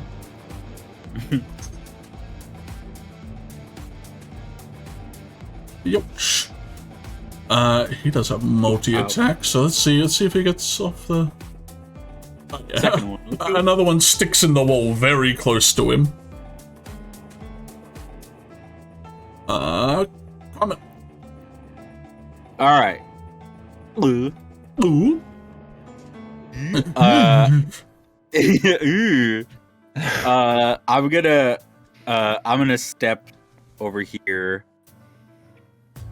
That's not gonna include Flotsam, I don't think. But yeah, I'm gonna go this way, and then reaction. I'm gonna start glowing, go starry form. Ooh. We're doing this. It's happening. Let's go. My moonbeam coalesces into a sliver and shoots up into the sky. And then from there, I'm going to cast Call Lightning and just shatter right on this guy. Oh, what is that? A dex save? Let me... I believe it's an attack, but let me see. I think you're right. Yeah. Dex save. Oh, okay. Yeah, it's a dex save of 15. All right. Yeah, they don't really expect. They didn't see that coming, so absolutely. 19 lightning damage. Ouch. Yeah, Adelaide, after the arrow hits him, they kind of turn around, kind of angry, but then you see kind of clouds coalescing above them as a very similar sound that you produce a lot kind of cracks through the air and hits this dude right in the head. And then bonus action, I'm going to cast Healing Word on Ra. Thank you. Yeah. So you get 5, but because of my thing, you also get a D8 plus 4. Jesus. Jeez. All right, I'll roll that. There you go, 6. Hey. Oh, you roll it. Well, yep. It is what it is. There. Very nice. Thanks for that comment. You got it, and you hear like a reverb behind my voice. Wow. That is my turn. And I think I still have... I can roll a d6 and get 10 hit points there, too, at the end of my turn. Go ahead. Silas. Nope. Not more. Not more, yeah. Alright. I'm just gonna look at the comment and just, we're doing this. And punch my fists together, pull up the great sword, run down right in between Adelaide and the thing. Well, make Quinn. my first attack. Yeah, Quinn. Make my first attack recklessly. Footloose. As it loads. There we go. That's a lot of damage. So close. And then I'm gonna grab Adelaide just like by the suit jacket and pull you back 25 feet over here. Just by the collar. Use burst of speed so I can use all this. So put you right here. And then go back for the second attack. Yeah. Oh, no radiant on the second attack, but... So, 13. Owie. And then that's my turn. Alright. Adelaide, you kind of shoved back. She'll like stumble to catch her footing, because wow, that a lot just happened now. Yeah. Teleports in front of you. Nothing personnel, Adelaide.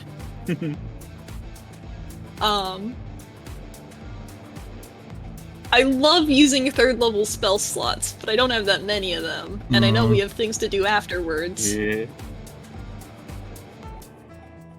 I really like using third level spell slots. I'm gonna do another fireball. Yeah. Nice. Another dex save for the big man. You got the fireballs. Might as well use them. Oh, yeah. And they have to beat. So they just managed to beat the DC, but still taking a crazy 12 toasty damage. Unless it's another lightning one, then it's splinters of lightning shoot out. Or they're just immolated. You know, pick your poison. What flavor of ouch is this? Let's have this one be fire. Since it's third level, I think you can only pick up fire and lightning until you get another crazy. How? Just out of curiosity, do you have a DC 17? Did you upgrade one of your items? I have a +1 casting focus. That's it. Okay. Yeah. Dang, that's ring. hard to resist. Yeah. Crazy intelligence and a range. Yeah, I maxed out my intelligence, so. Yeah, this thing's panting heavily. This thing doesn't look like it's got too much left in the tank, but it's still up and running. You have movement if you want to zip around anymore as well, Adelaide. And your bonus if you have anything else. That's my turn. For you to do. But Alright, so to avoid Comet getting hit with these flames, I'm going to kind of run alongside this building. Yep. And then kind of hop down and finish my deal. Do you want me to make an acrobatics to do that? Absolutely not. You're going so fast, the momentum, like you can run along the wall. I don't even care at this point, dude. Hell yeah. So have it make another dex save when I get into the deal. Range. Deal. I love that our party is just speedsters. It's 15 to save. 15? That saves. That's on sadly. the money. That's a 1 above. But Well, I rolled high on the 6, yeah. damage. That's 6 fire It's adding damage. up. It's adding up. Yes. And then I am going to, while I'm running, do my Rite of Flame. Ooh. And we're going to do both swords. So there's... Oh. Wait, so there's 1 and 2? I guess there's 2? Yeah, There? 4 damage to you because you lit both. Yeah. 1, 2, 3, 4. Sweet. And with my newly christened fire sword, I'm going to make an attack on the dude. Mm-hmm. The Beyblade now. into him. Yeah, we're gonna Beyblade into this guy. Do a 17 hit. 17 do hit. Hell yeah. Holy 14. crap. He's resistant to the slashing, but not the Even though it's fire. magical. Raging, you know. You know how to do. Oh, got it. Angry. I see. And the full Yeah. fire. Yeah, it's panting, blood kind of pooling out its mouth. It's its jaw hanging open. It looks like it's all about ready to crumble. It's like kind of the light kind of fading in its eyes, but it like bursts vibrant, almost for one last blitz, as you think any more damage in this thing is donezo. But it lets out a roar. It doesn't matter if you're dead. It like uses a semi-screech, but it's going to attempt to grab you, with the same kind of radiant thing that you saw it grab Silas with.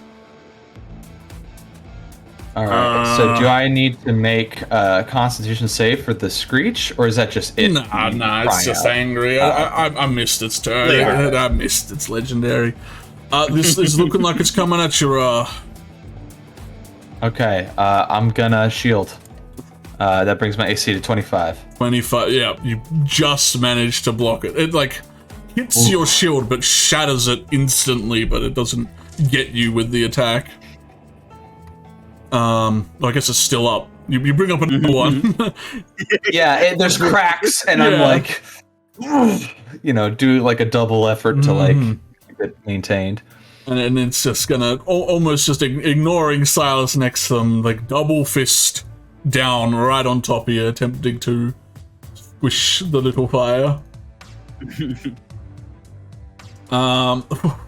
They just managed to actually break it with their second one.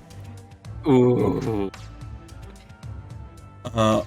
Pummeling you almost into the ground with 24 bludgeoning. And is the shield still up once it's broken, or once it's broken is it? It's the whole round. It's so even still if it up? gets past the shield, Okay. it regenerates. Then the third attack is blocked by the shield as well. Hell yeah! And I made my concentration check, so. Alright, the scholars are doing whatever they're doing. Flotsam runs into the place. The thing. The thing. They're gonna shout out over to you, Ra, to be careful over there. Giving you a healing word. For 8 points. At 2. Yep. As they are going to launch out some Eldritch Blasts. Woo! Both hitting. Bang, bang. It blocks one, but the blast kind of knocks its hand away and it cops the other one right to the cheek. The opal eyes are chilling. And like, More boy up here. Let's scroll up. He's gonna hop down and get a little bit closer. I'm gonna launch 2 arrows at it. Oh, come on, dude. You're not selling yourself well, man. like it's a practice shot. It's a practice shot. Yeah. 2 arrows kind of pelt the building around it again. As Comet. I raise my hand and just do another call lightning. Oh, yeah. It's concentration. I can keep doing it. Mm-hmm. Another dex save for it. Yeah. Sheesh. Ooh. Oh. And with a nat 1 dexterity save, Yeah. you all see this thing's skeleton for a brief moment. As the light from inside it is immediately just switched off. As it almost topples on top of you, Ra. But just thuds onto the ground.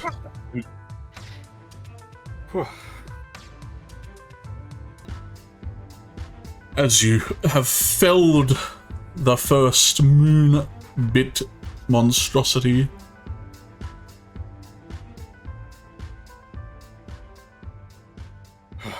Same as the demons. This guy was a little tougher than just a regular demon. He hit really hard. But it doesn't look like he travels in, I don't know, he's not like in a pack or anything like those things were, so... If we're more careful, we might be able to avoid these or ambush them and not have it hurt so much. Fuck. I'm gonna do the head thing real quick. And just go up to the head and, with the reckless still going, and just hack. As you raise up your sword to begin hacking, you see its charred hide start to turn into the sooty, black, weird stuff that things that seem to start to dissipate do, and it starts to kind of emulate into cinders flowing up as the large creature shrinks in form, and you see left on the ground, if I can get the token,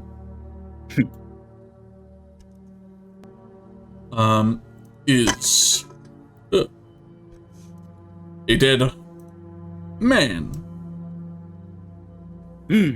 And you can see, kind of jutting out of like their back, is a rather sizable chunk of like crystal. Like the little shards you saw in like the Ankeg Queen and in the in the Valkyrie Knight. This dude just has like almost like a foot long stuck in his back. Ooh. Oh. Here. And I'll just, with the goblet hand, just kind of... Roll a dexterity saving throw. Do I see the danger cup? Yeah, actually, 100%.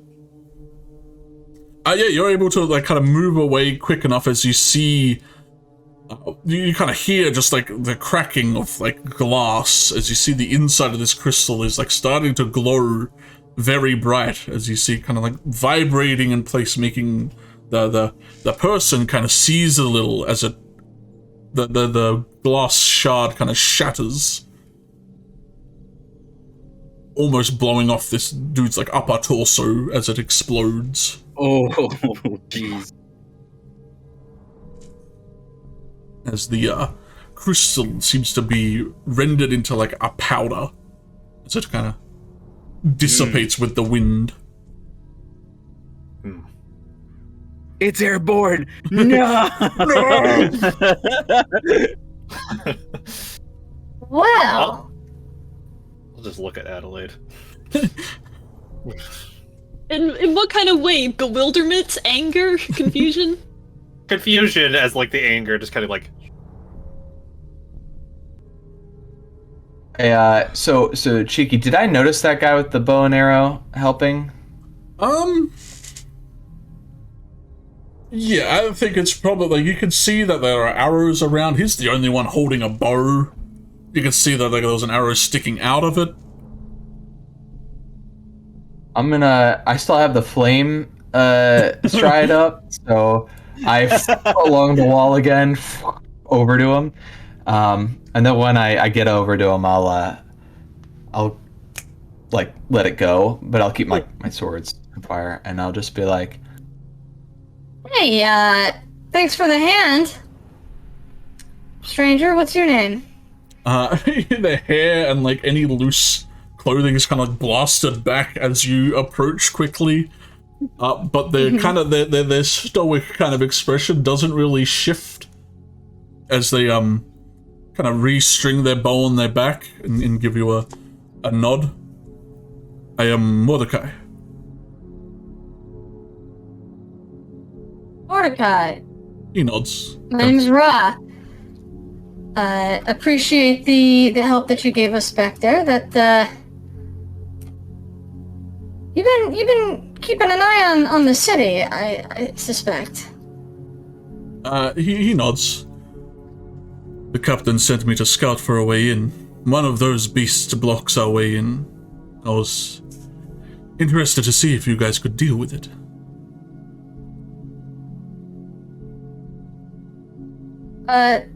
You mentioned your captain is, could I ask who your captain is? Viridian. No. So let me just double check. Your captain is aboard the ship? He kind of looks down. Last I checked. Cool. Now, would you say that you're the captain, good Captain Viridian, who I've actually heard about, would you say that he gets a lot of imposters or wannabes taking on his title to try and, kind of use his clout for their own purposes? He kind of raises an eyebrow. I wouldn't be so sure, but it's a dangerous thing to impersonate someone like that. Indeed. Well, as a member of the Viridian Pirates, is that the name of the crew? He gives you the name that we came up with for that crew. At some point that I should really insert name of the Viridian fleet. Well, much obliged for the help. I'm guessing you're a scout for your captain. What business does your captain have here? If it helps, our business is to travel through the city to get to the castle. He claims to be looking for someone.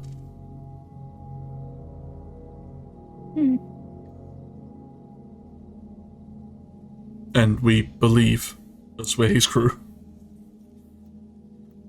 Sure. He says he's looking for someone. He's looking for someone. He hasn't told you, like, who? Like, maybe we've seen this person, right? You're trying to collect information? They've kept it close to their chest. It's gonna make it a little hard to help you out, because you helped us out. I was hoping maybe we could do something for you in exchange. But, how well do you know this city? Like, how recently have you arrived here? We barely arrived. I've been scouting around when I can, avoiding the beasts, but I'm afraid I wouldn't have much information for you. By the way, at this point, I feel like I'm walking and talking if the guy's approaching us, so that way we can all get included. But I'll say to him. So, would you say that those beasts are common? The ones we just fought? Yeah. That one specifically? They're few and far between, but there is one at the stockyard. That is what's stopping us from getting a foothold. I see. If you could help us eradicate it, I'm sure our captain would be generous. I'm sure he would. I've heard of Captain Viridian's generosity to his allies and his lack of mercy to his enemies. I'd rather be the former. Let me consult with my mates over here, and we'll most likely lend a hand. We're trying to, I guess, get through the city without having to fight too many of these things as well. The more we take out, I feel like the better our chances will be. They kind of nod, giving a semi-foreign looking bow to you all. But they kind of turn heel to kind of keep a watch behind you all. I tell everybody what I just heard about about this Viridian who's apparently looking for somebody and is on the ship, and that our Viridian was not on when the ship arrived. So, just like with like a cloth to like Comet's head, like just like from all the battle, he'll just like stand up a little bit more and squint into the far distance. I knew it. I am so desperate to figure this out. I really want to meet this Viridian and just see what's up. God, I really want to know. Okay, go ahead.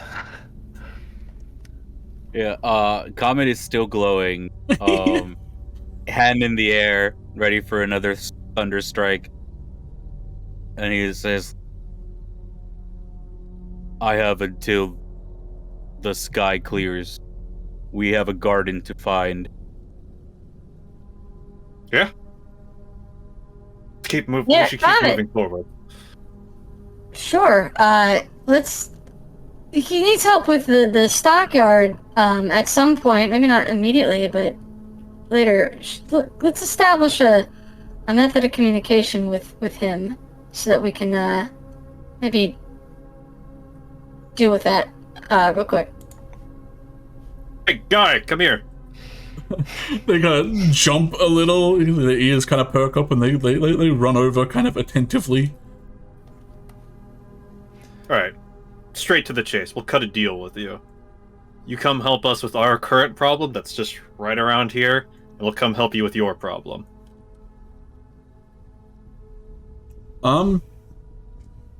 They squint a little, but then like offer their hand to shake, and giving a stern nod.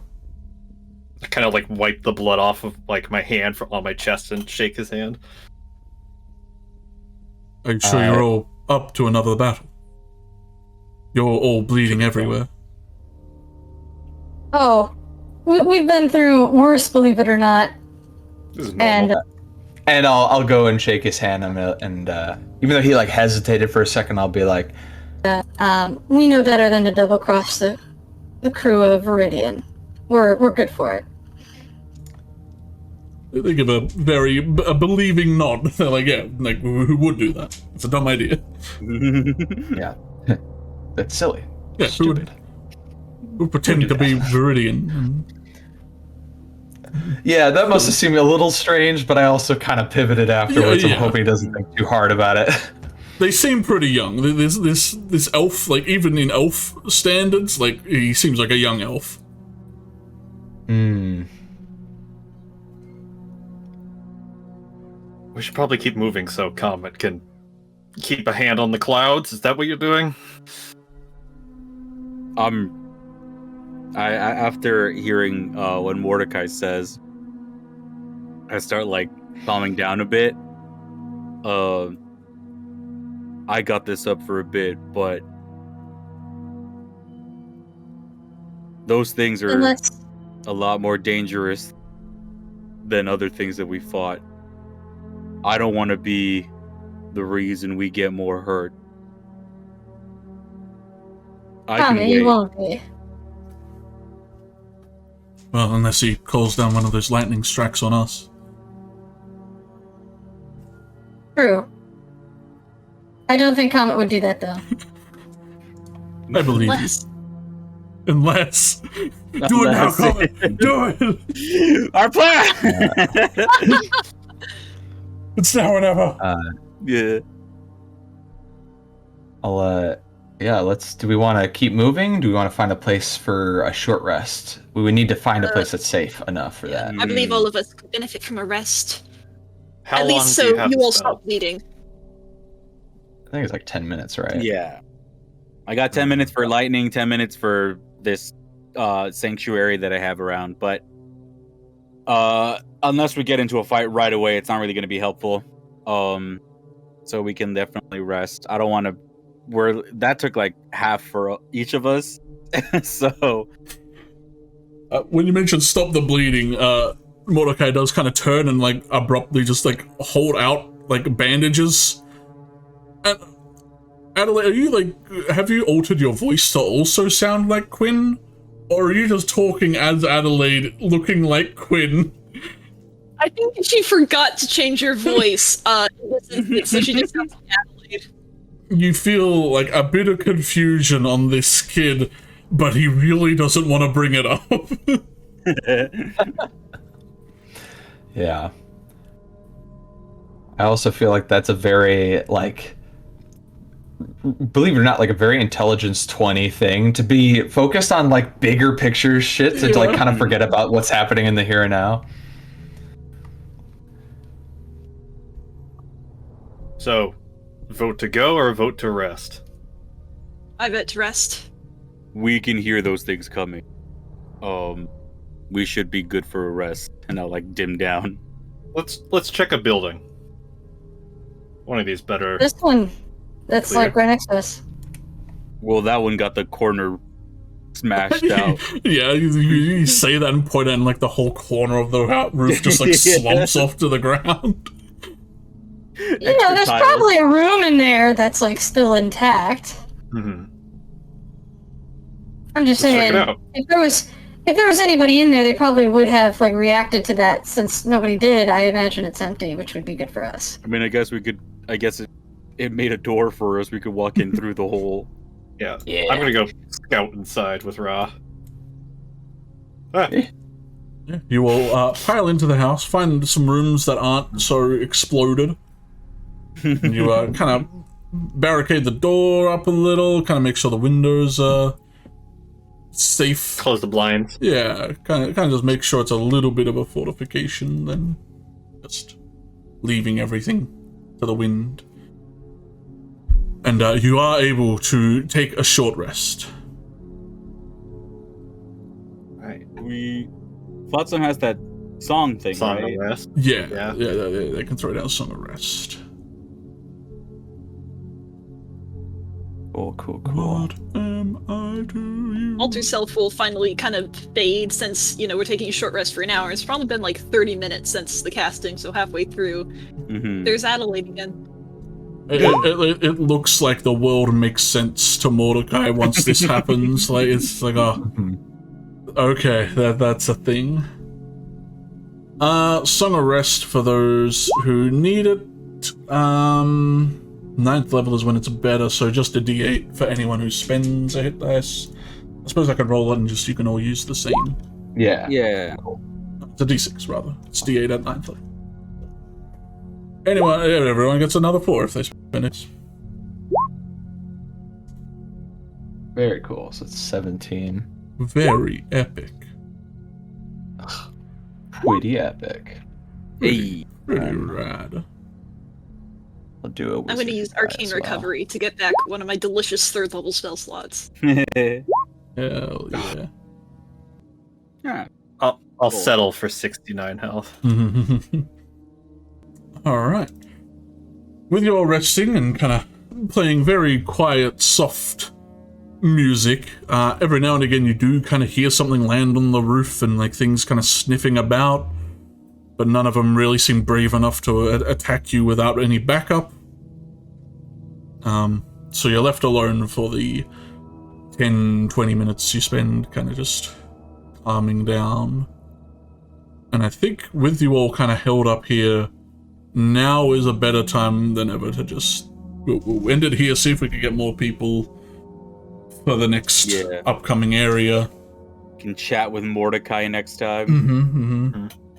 Maybe even have a Viridian to go, hey, what the fuck with? If they come back, they can deal with the fact that Viridian, either the imposter or the insinuation that they are the imposter now has to be dealt with. I also love that we all immediately jumped to the conclusion of, oh, our Viridian's the fake one. Just unanimously. I haven't jumped to that conclusion, but I am so intrigued. I really want to meet this other Viridian and see what's up. Like, if he was the proper Viridian, why didn't he have this ship? Like, what's that about? Mm-hmm.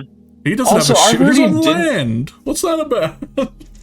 Our Viridian didn't seem that perturbed about the ship, though. He just seemed kind of like, what's my ship doing here? He didn't be like, oh god. He wasn't like, he didn't seem scared. So this cutlass comes right off. I think it's possible that the Viridian on that ship's actually the imposter, and the person he's looking for is our Viridian to get rid of. Guess you'll have to help Mordecai and find out. Yeah, we Next shall. time on Antumbra, Echoes of the Eclipse. That doesn't roll. Good job remembering the name of your own game. I was trying to have it like roll off like Dragon Ball Z, but it doesn't.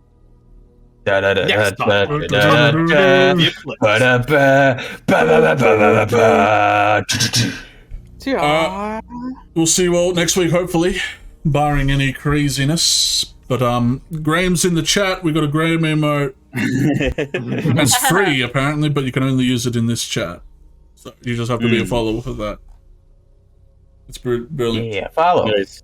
Yeah, so follow if you're not, and if you're not, then Then do. Graham's in the chat. There you go. Graham's in the chat. All right, we're gonna get out of here. See you. Bye. Bye. Bye.